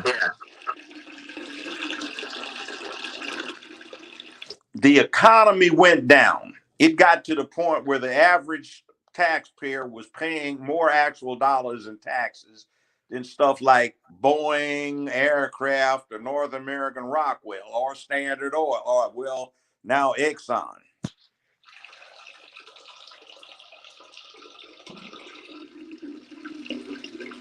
And speaking of not paying taxes, Ronald Reagan was saying a good American should pay taxes until it hurt. And the LA Times got a hold of his tax returns and listed them. And for 2 years, he paid zero taxes. 1 year, he paid $240 in taxes. And he was another little Hollywood type, president of the Screen Actors Guild. And LGBT claims that 9 out of every 10 people in Hollywood are gay. That's their business, but yeah, St. Ronda Reagan was getting it gunned. Probably was doing a lot of catching. Somebody else was pitching. He's a little old to be doing that. But that's his business. But see, they've been taken over. And that's not good for the family. No. It's not. Yeah. You all right, Judge? Yeah, I was just rinsing my mouth out. That's all. I don't have audio, so. Yeah, we could hear everything. I couldn't hear not audio. I'm talking about visual. Oh. So anyway, this COVID thing, I gargle a lot. I get up every hour and gargle, you know. Oh, okay. Yeah. My dad had one question. What was it, Dan? Oh, that's gonna wait till after we finish. We'll wrap up in a few, but I did want to ask you. I think another reason why Biden may lose is because his vice presidential candidate has a lot of baggage. In Kamala. The fake niggers. Yeah. I don't know why black folk want that woman to be black. She is a Caucasian. Her daddy says he is part Tamil Brahmin Hindu and part Irish, and his mother is 100% Hindu Brahmin Tamil. And that means they're both Caucasian. It doesn't mean they're white, it means they're Caucasian.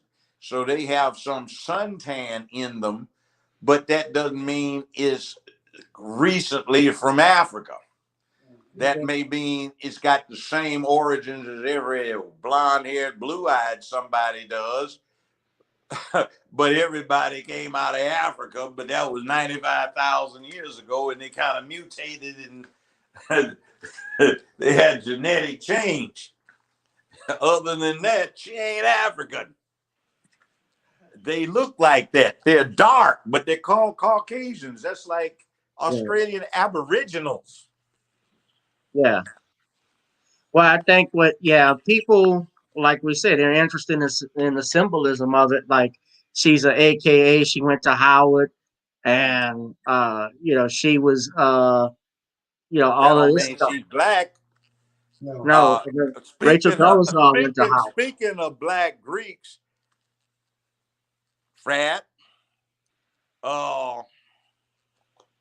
Vice President of the United States of America, bald-headed white boy Hubert Humphrey was an alpha. Right. That don't mean he's black. Right. Yeah. They were bragging about we got the first black American nominated for vice president. I saw you full of it. We got the first black. Said we are a black Greek organization. We got the first one nominated for vice president. I said, no, you don't. We had a vice president, actual one, Hubert Humphrey, A5A, white boy. Just because she represents your sorority doesn't mean she's white. And I can talk about you because my mama got made on the first line up here at Lane College in Jackson, Tennessee in 1934. She's what they call, what is it, ivy behind the wall, because she's dead now. So, yeah, big deal. Quit being so joy happy. White boys that are omegas. What's that? I said, I know white boys that are omegas. Yes. I mean, it doesn't mean you're black just because you belong to a black Greek organization. They've always had a few. Right. And they did that on purpose as a disguise. You know why they used to make people hard in black frats and sororities? Because it was an underground against racism. And it was supposed to be masquerading as a social Greek organization like the white ones were, where you networked and stuff. But the purpose was underground stuff. So you got made hard. So if you got captured and they started beating you, you wouldn't tell on everybody. And it was good to have a white person in there so you could have somebody that was loyal that would play spy. So, by the way, people say, well, why would LBJ Johnson be interested in black? How did he even know? I said, they got a member of a black fat on his cabinet, the vice president. Right. I saw something I wanted to ask you right quick too, Judge, about Ice Cube and a contract with Black America. Saturday Night Live made if anybody watches it, they made a joke in reference to him and Lil Wayne because Lil Wayne endorsed Donald Trump in his platinum plan.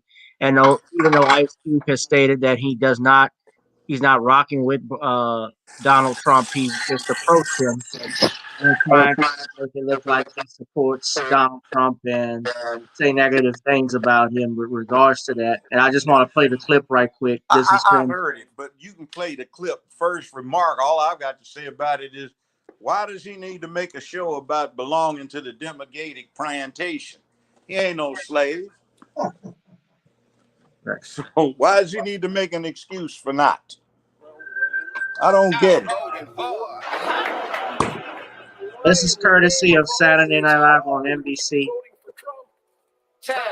So I don't even know anybody watches SNL. Plus, Trump's got his new platinum plan. That's right. If you got a platinum record, you can plan on him doing a photo op with you.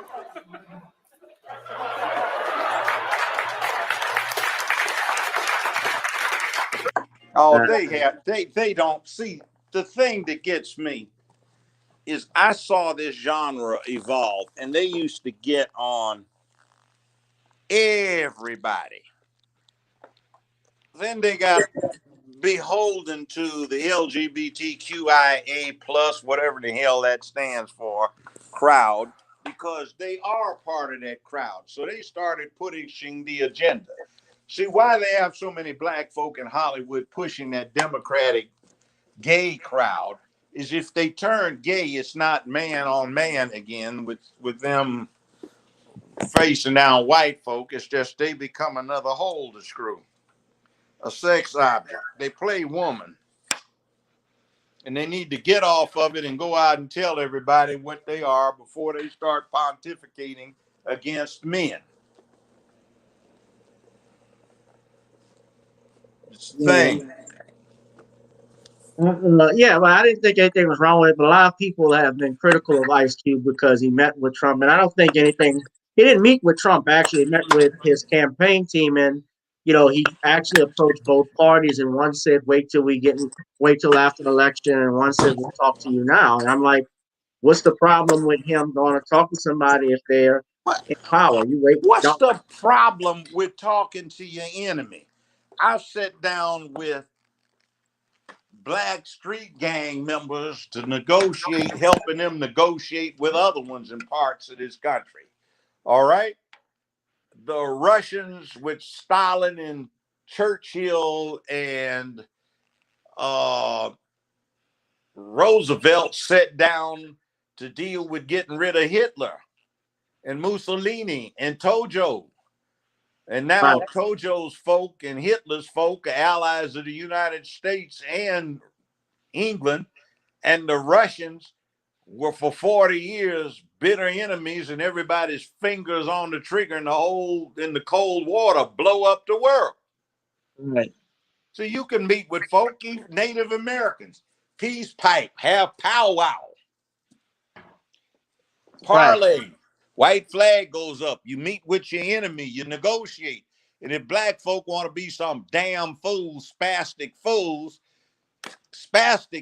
off of a slave plantation, and they don't have sense enough to meet with the opposition to work something out, that's why they're so dumbass that they're still on a plantation thinking like slaves. See, the strongest chains of enslavement are not made out of steel with heavy padlocks. They're in some fool's mind.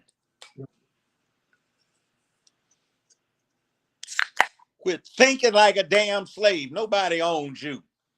And it gets me.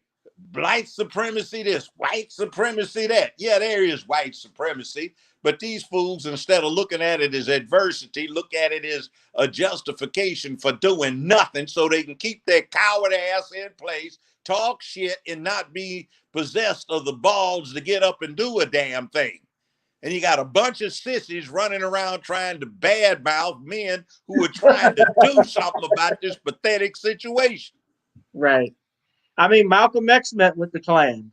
Marcus Garvey, they all met with the Klan. He was going to make the needle move forward, Yeah. I remember, right, Judge, because I know you're into the military and stuff, but one of my favorite movies that I watch with my dad is the movie Patton, and about George Patton. And the famous one of the best top scenes that we watch is when they want Patton to drink with the Russian general, and Patton says, "Give my compliments to the general, but I would prefer not to drink with him or any other Russian son of a bitch."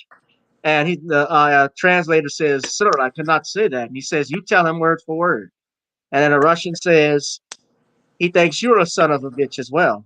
They said, "Okay, I'll drink to that." Two SOBs. And Russia was they were allies, but Patton wanted to go to war with them. Actually, probably should have. Right. He said that. Right. He said that. He said that they should be next. But even MacArthur said it's going to cross the 17th parallel. not Douglas MacArthur. That's my dad here talking. Yeah, Douglas MacArthur was an egotistical something. Right. He's out of control, but arrogant, egotistical.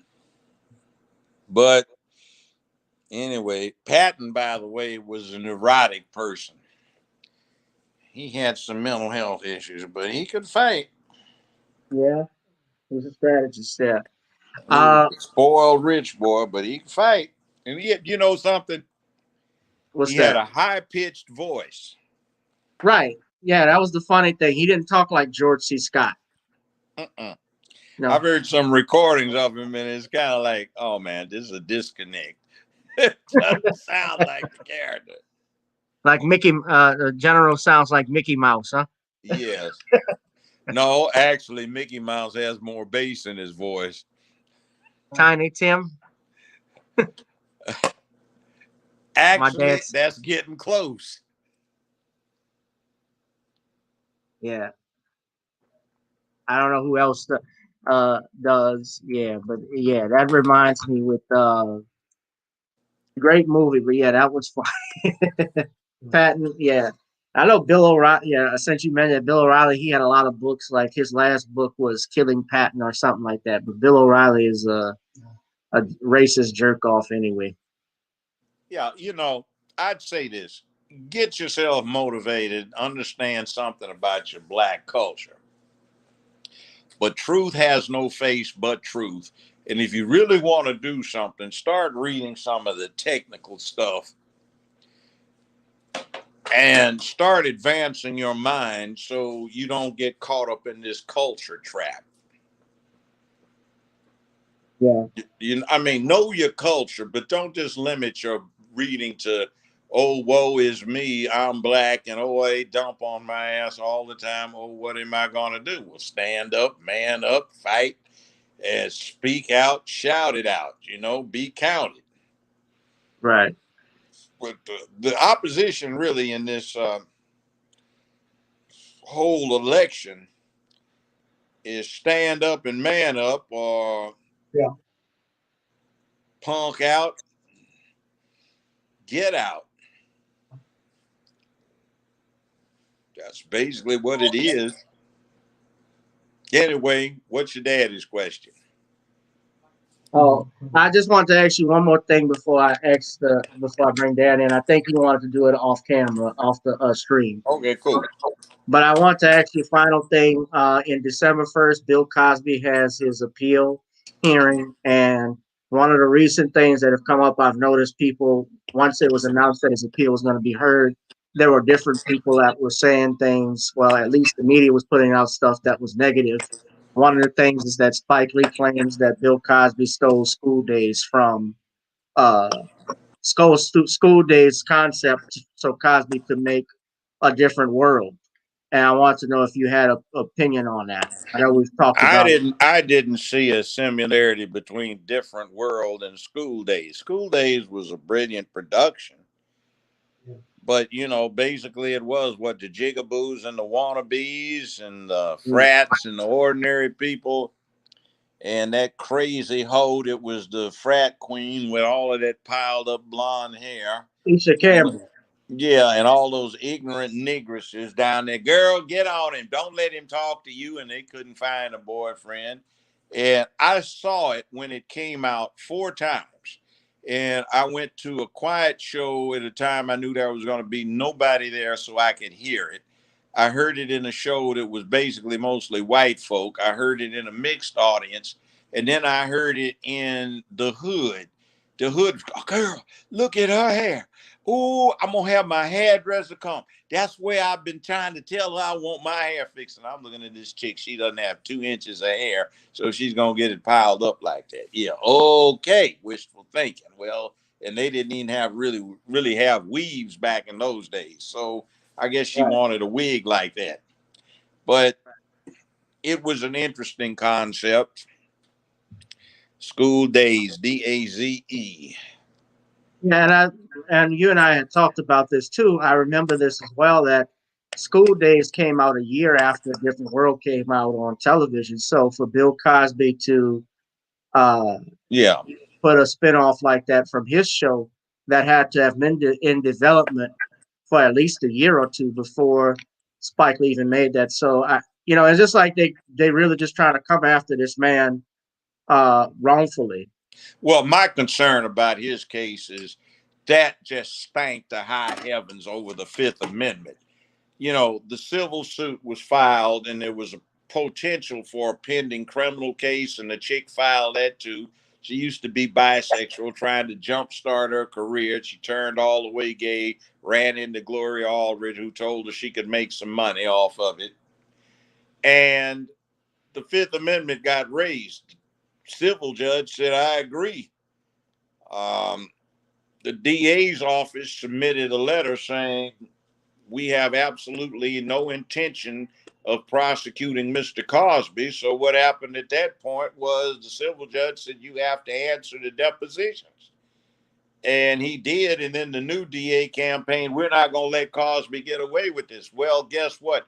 The office, it's the office, not the individual. The individual only holds the office of DA, but the office indicated he was going to have Fifth Amendment immunity because there was going to be no prosecution.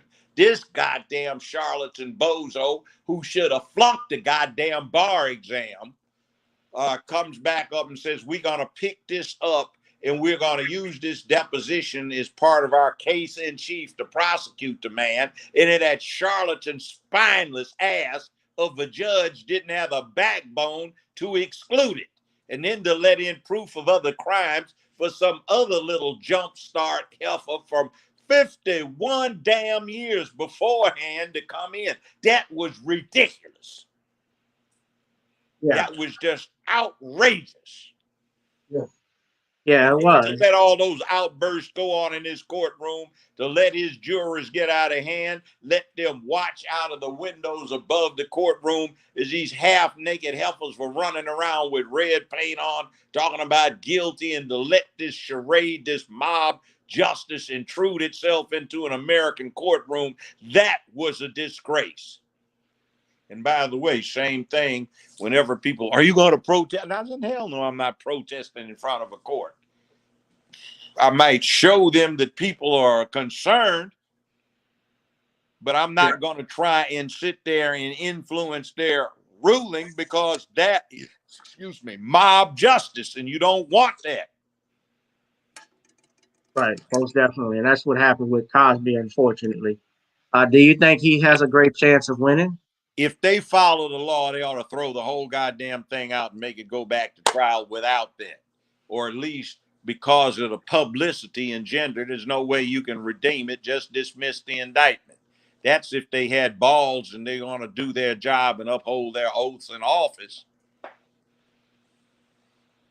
Right. Okay, Judge. Tim McClure asked Attorney Gavin, do you think this is for me? Do you think this election is make it or break it for African Americans? No. No, I don't personally believe that. I think we'll be back to square one. I think, in all honesty, if Biden becomes president, I think it's going to be worse for Black people, because I think we're going to go back. I do too.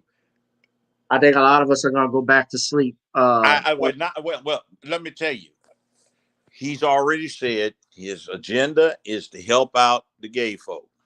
Right, in his first 100 days. Yeah, after we get stuck on stupid, arguing about who gets to piss in the girls' room, the next thing that is going to be the worst aspect of this is the gloating media that will be so sure of its power to have gotten all of these slave Negroes corralled on a plantation and to have influenced an election. They are going to be running overtime to try and corrupt the First Amendment, Fourth and Fifth Amendments, and get rid of the Second Amendment. Yeah, Biden has stated he's in favor. He's actually stated this, that he wants to buy back AR-15s and AK-47s. Fuck him. I'm not giving my shit up. No. Yeah. Not without a fight. And that's what Tyree, what's up, Tyree? He was asking, does a Biden election signal the end of due process. I think it is severely jeopardizing it. And then the other thing too, remember he was running in 83 for president. He was trying to 88, go yeah. for McGovern got the nomination. He was running against McGovern and he had to withdraw because it came out about his plagiarism in law school and him lying about his academic rankings. Yeah. See, he's a liar. And he's unscrupulous and he's half brain dead, no telling what somebody will do in his name. And I think this fool wants to make a historical reputation for himself by being known as the person that ensured America got its first female Hindu president and first Indian president by resigning. And under the action of the 20th Amendment, that would make Nancy Pelosi, Speaker of the House, the vice president. And the idea of two witches from San Francisco being in charge of the country just makes me want to vomit. Yeah, that would be horrible. And somebody even said Dianne Feinstein out in California. I think it was Colleen Noor. He's a Second Amendment advocate and attorney. He stated that she's got bills already, but she's trying to take that away. And I mean, I know that they already are. And we need Trump to rein those damn fools in. And all these people who went out and bought guns, they want to get them snatched away by letting this charlatan punk ass in who doesn't have the balls to be a man and learn the manly art of self-defense. Yeah. And you want to give these little corrupted vanilla cupcake witches who are spoiled brats with these little Richter snarls on their face because they are upset about the treatment of animals. You want to let them be in charge? Yeah. That's nauseating. Yeah.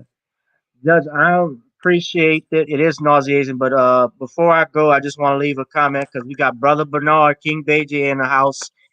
King BJ says, hey, brother, blacks in Chicago are voting for Trump heavily. Ben Jella says we are chauvinistic. We are chauvinistic. That's what he's saying Ben Jealous said. Who has been jealous? He was a former, I think he's the NAACP president. Fuck his faggot ass.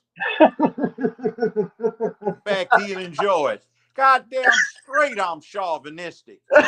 Paternalistic too. Patriarchal as hell. Yes. Yeah. Goddamn straight. Any real man is. Fuck his little faggot ass. He can go do to his very sissified self if you have to edit it out. Right. I think under him, the NAACP, they removed the requirements and added homosexuals into their manifesto with the NAACP, and I think his brother is LGBT. I think that had a lot to do with him. Of course. You notice everybody that's speaking in favor that's got somebody gay in their family where they failed to get raised right. Holly Berry, I thought she earned a whole lot of respect with John Wick III, and then she got to coming out talking about she's so proud of her 6-year-old son and how he can walk in high heels better than 6-year-old girls. I'm going, what? Yeah. That's like Charlize Theron dressing her boys up. Oh, that witch ought to be put in jail for child abuse. Yeah. Those two black boys from South Africa and turning them into little witches. And you know what? They'll be sick puppies, and I'll be dead before it happens. But I would love to be a ghost and catch a headline that one of them killed their ass.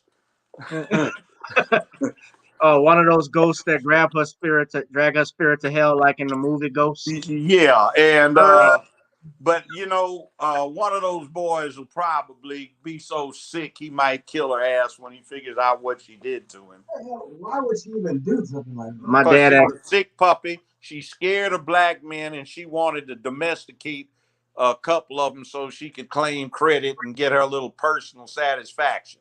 right. And what's funny is she complains that she can't find a man that wants to date her, but no man wants to date a woman that Who does want stuff. to date a witch that did that to two No. boys?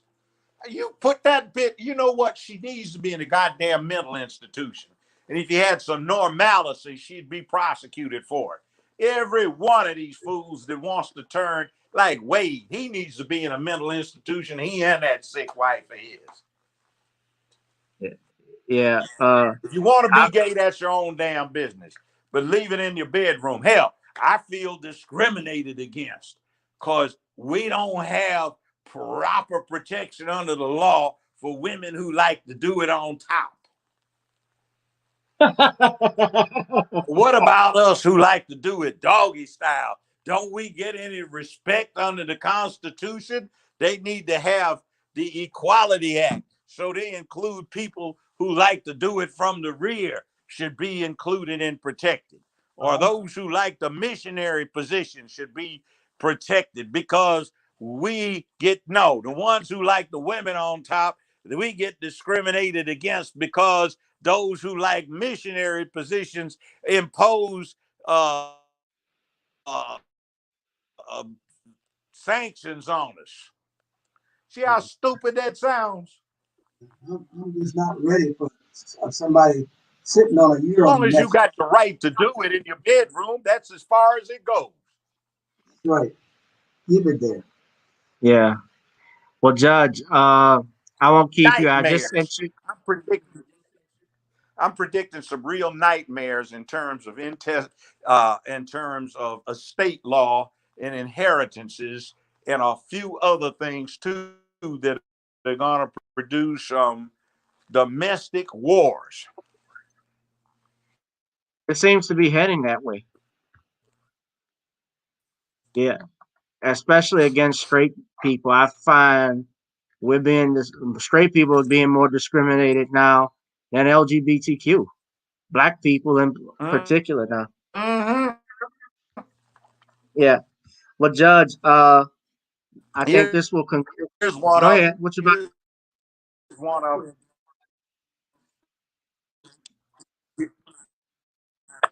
what you're about to say, Judge?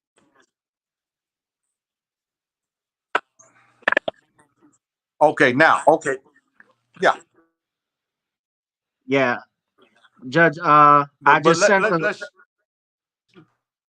okay let's take gay marriage. Okay, let's extrapolate.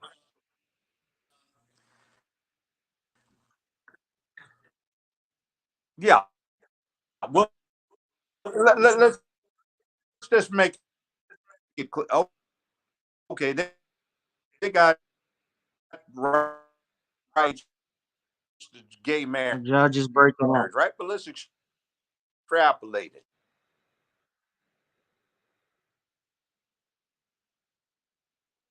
Yeah, Judge, I think you've broken up.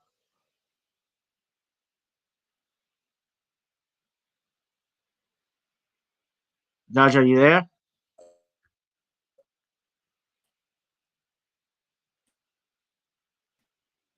I wonder if we've lost him because I'm having trouble trying to hear him on. I In think I hear him, but Judge, terms I think I can hear you, but you. of equal protection under the law.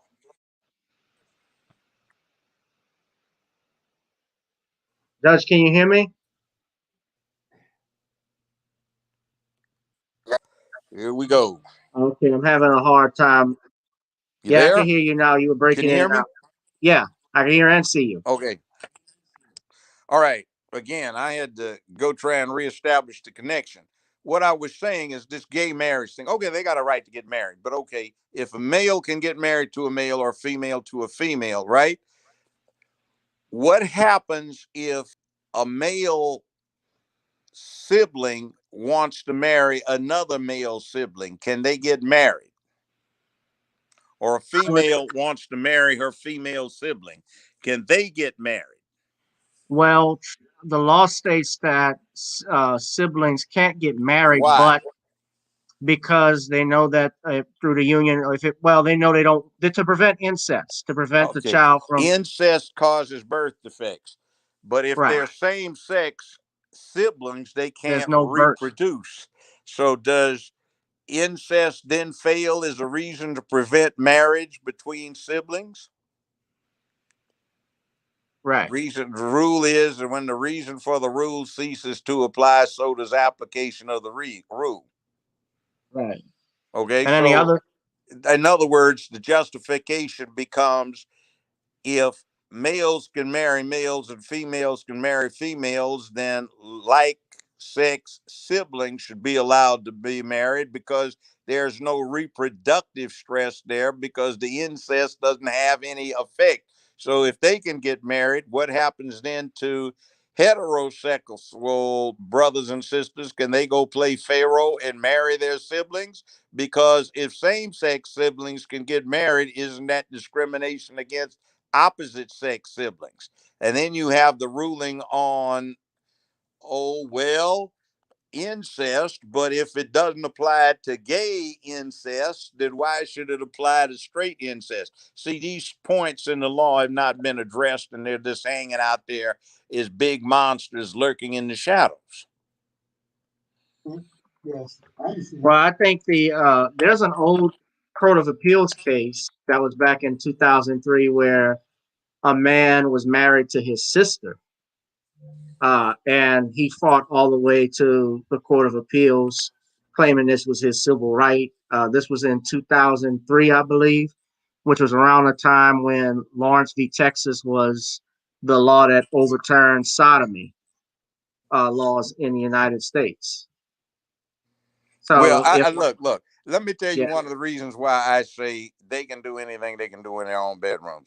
It was 1979 when this happened, and I tried the case as one of the defense lawyers. As man and woman, these two had been dating. The guy had broken up from his wife. He had had this house from before he married his estranged wife. The judge in the civil divorce proceeding had told the woman she had to give the keys back. Actually, she got another set made and didn't give them all back. So she was going by there to rip the house off.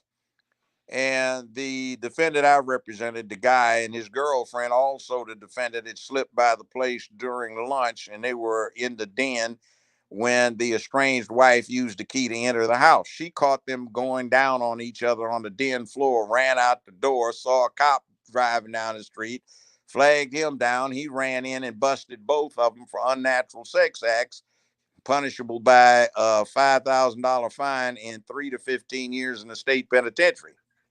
So it was funny. We went to trial, and I'm working on selecting a jury during voir dire, and I'm telling the jury this, and he said, "No, sir, that ain't what we here for. Can't be."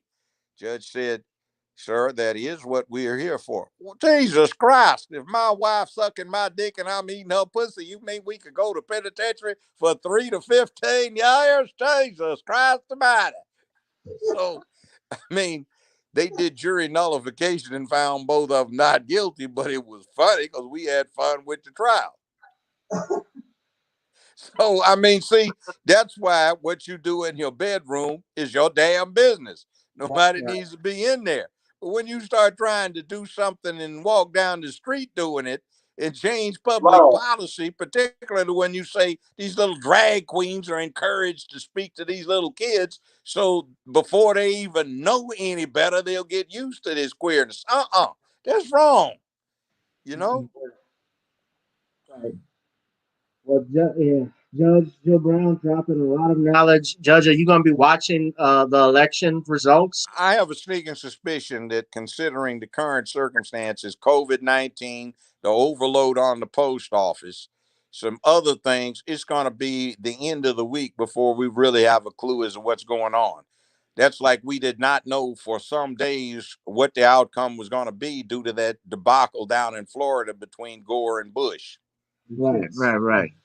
So I think there's going to be something like that. And by the way, my little take on why not to have unsolicited mail voting, I can see right now somebody got an unsolicited mail ballot sent to him, and he says, "No, I want to go in person." Shows up, we already sent you a ballot. No, you didn't. Well, yes, we did. Getting an argument.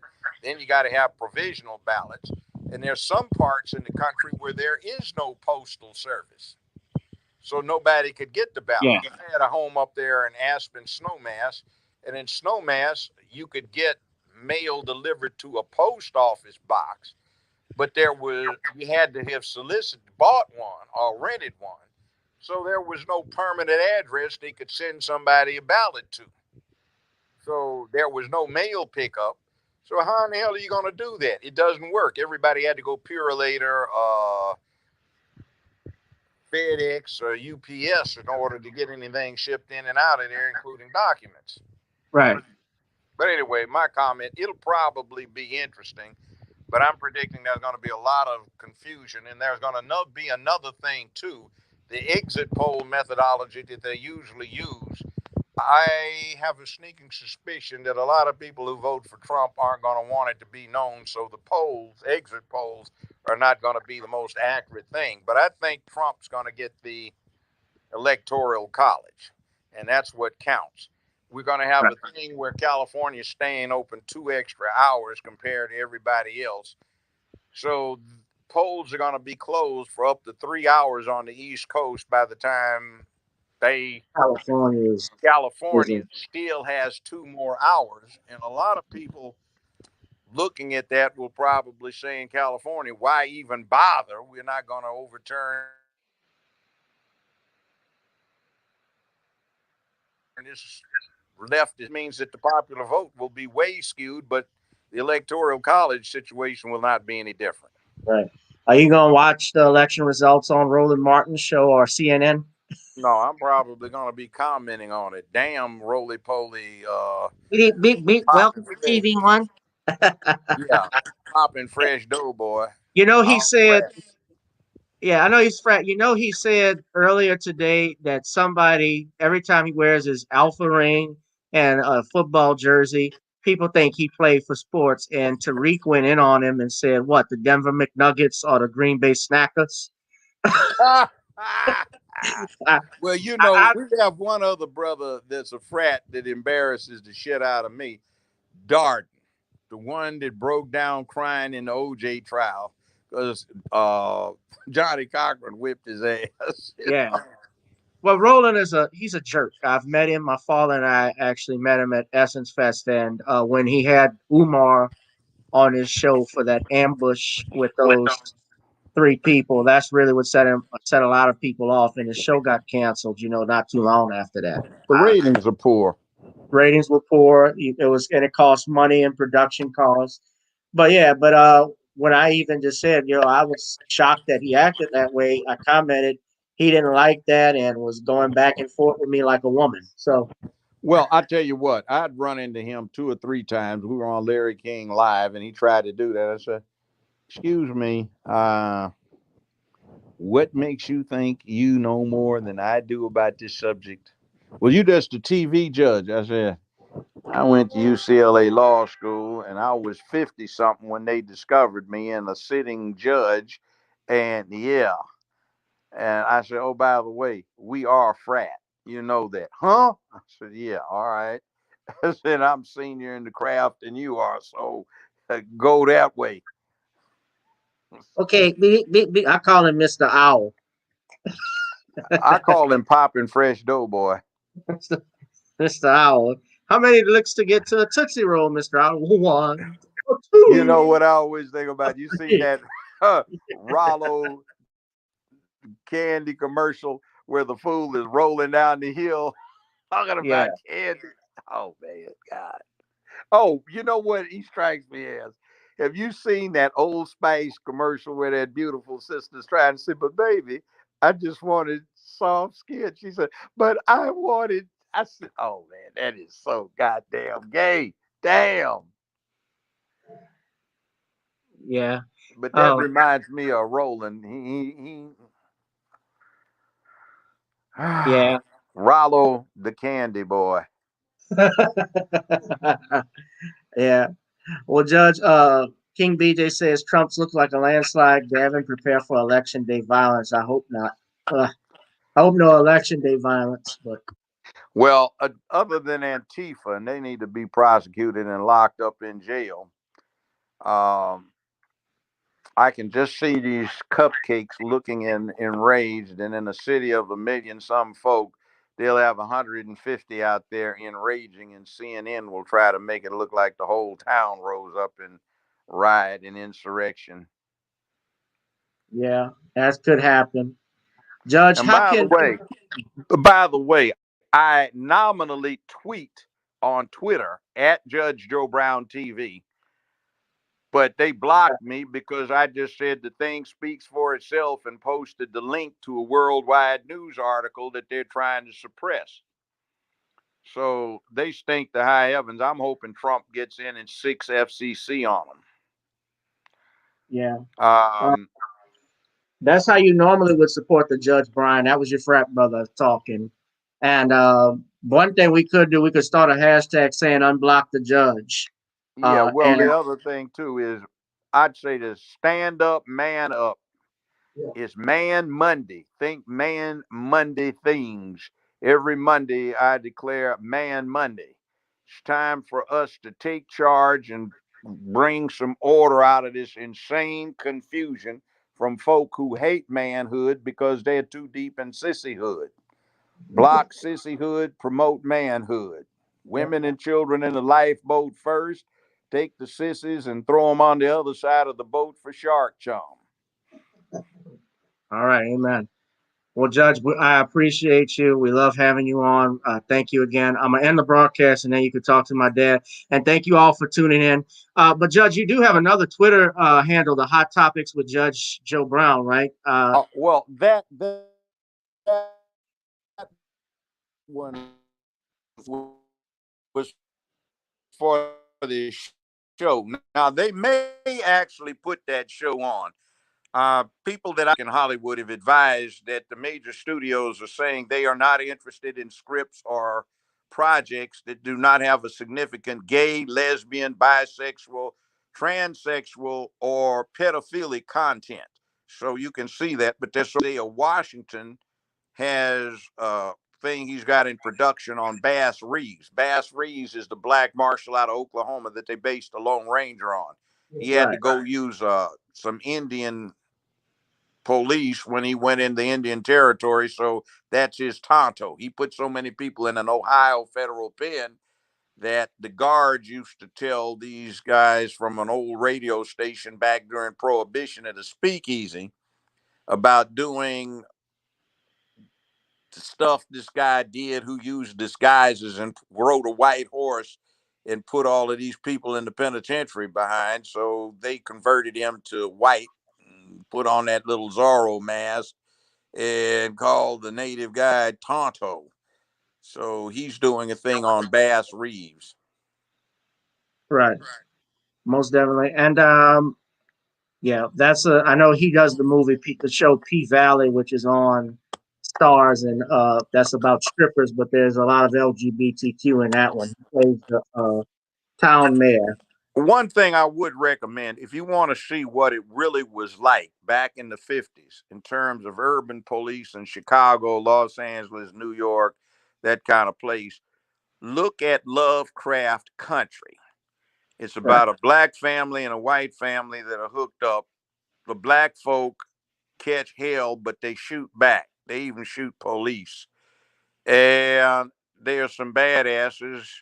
There is a strong sister who used to run track in high school in the story, but she is a nerd too. She hooks Yeah. up with this other guy who was a nerd but came back from Korea real badass, and they're real strong. She's got a half sister named Ruby, and the half sister hates being black. She gets to switch over into being a white woman when she wants to.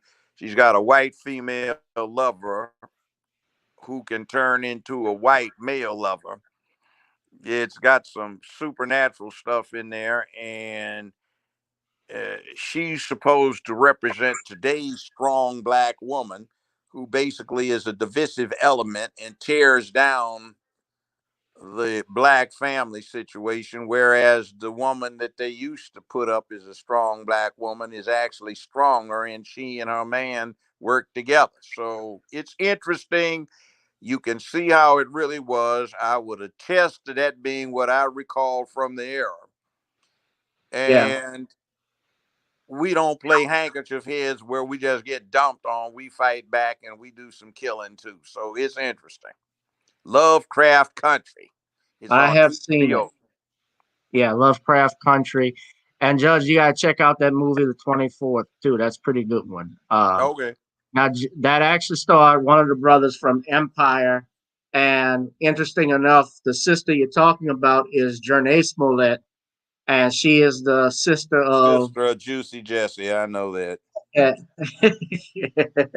I called it Musty Jussie. That What did you listen to that thing podcast we did where we interviewed those Chicago cops and they were advising that they actually had videotape from a costume shop where Juicy Jesse was in there with a Nigerian and bought that new Halloween week at a costume shop? And then see Kamala Harris, the fake Negro, and Cory Booker, the house Negro. They amended that bill that's known as the Equality Act and started calling it the anti-lynch bill, got it back up off of the table.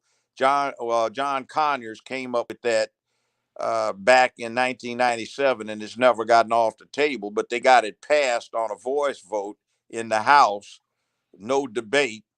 And I read it. It says nothing about black folks, says nothing about lynching. It's all about inclusion of pedophiles, basically. It's got most of the pedophilic language in there and would make them a protected class along with the gay folk. And what it does for the general run of gay folk is it puts a protection for them in basically all American law as a specific class. But I think it's discriminatory because it does not give equal respect to women who like to do it on top. uh, truth spoken there, Judge. Truth spoken there. Uh, you guys follow Judge at Judge Joe Brown TV. We're gonna do a hashtag unblock the judge on Twitter. We're gonna get that trending. And I'll end the broadcast, but you could talk to my father after we end the judging. It's been a pleasure to have you come on. All right, And counselor. My pleasure. everybody stay safe. Stay safe tomorrow. We'll be watching results. I'm actually gonna do a live stream tomorrow. I'll probably do it through C-SPAN because I think C-SPAN is much more balanced and fair as terms of news if you versus Fox or CNN, MSNBC. Oh yeah, So Fox and CNN. That's not news. That's entertainment.